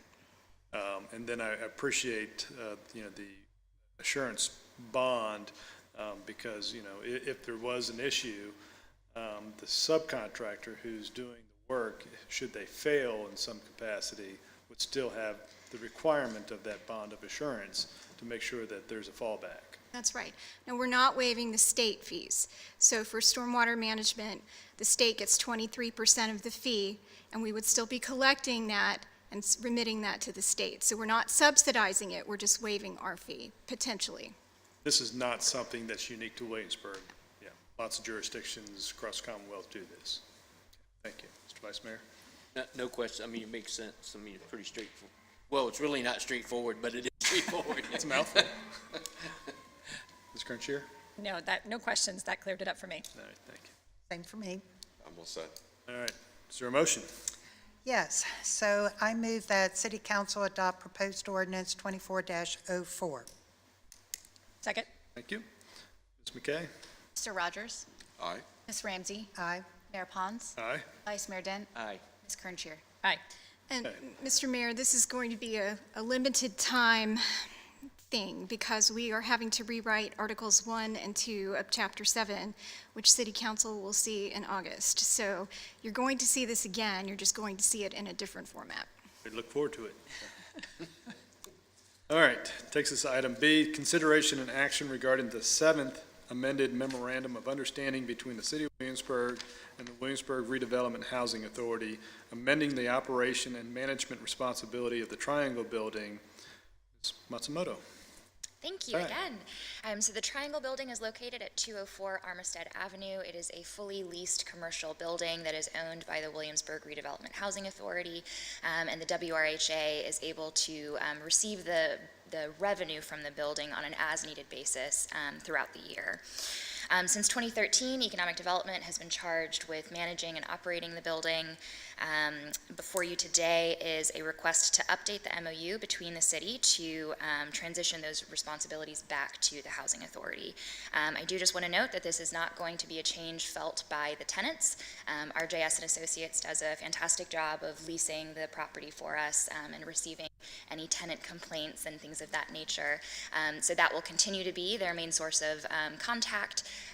Really, this transition is just the checks will be signed by the Housing Authority instead of myself.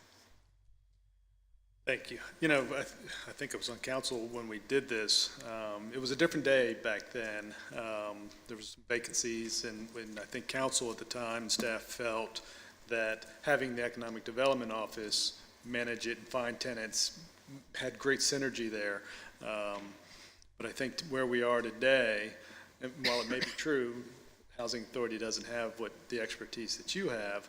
It's a fully leased building, and the relationship between the Housing Authority and the city proper is much different than it was then. And so letting the Housing Authority manage the property, which is essentially theirs, makes perfect sense. And then continuing that relationship with economic development for business acquisitions moving forward remains. Absolutely. Yeah, no questions. I don't have any questions, thank you. I would just sort of, just ditto what the mayor said. I think that there's a much more stable arrangement both in WRHA and with the tenants there in the Triangle Building. Seems like we've had the same ones now for quite a while, which is nice to see. So, thank you. Mr. Rogers? Hopefully they'll remain, so thank you, no questions. Thank you. Somebody like to make a motion? So I move that City Council approve the 7th amended memorandum of understanding between the City of Williamsburg and the Williamsburg Redevelopment Housing Authority. Second. Thank you. Ms. McKay? Mr. Rogers? Aye. Ms. Ramsey? Aye. Mayor Pons? Aye. Vice Mayor Dent? Aye. Ms. Kerntier? Aye. Okay. Mr. Vice Mayor, I don't believe we have any closed session items, do we? All right. Would somebody like to make a motion to adjourn? I move that we adjourn. Second? Second. Thank you, Ms. McKay. Would you call the roll? Mr. Rogers? Aye. Ramsey? Aye. Mayor Pons? Aye. Vice Mayor Dent? Aye. Ms. Kerntier? Aye. You're adjourned. Thank you for attending.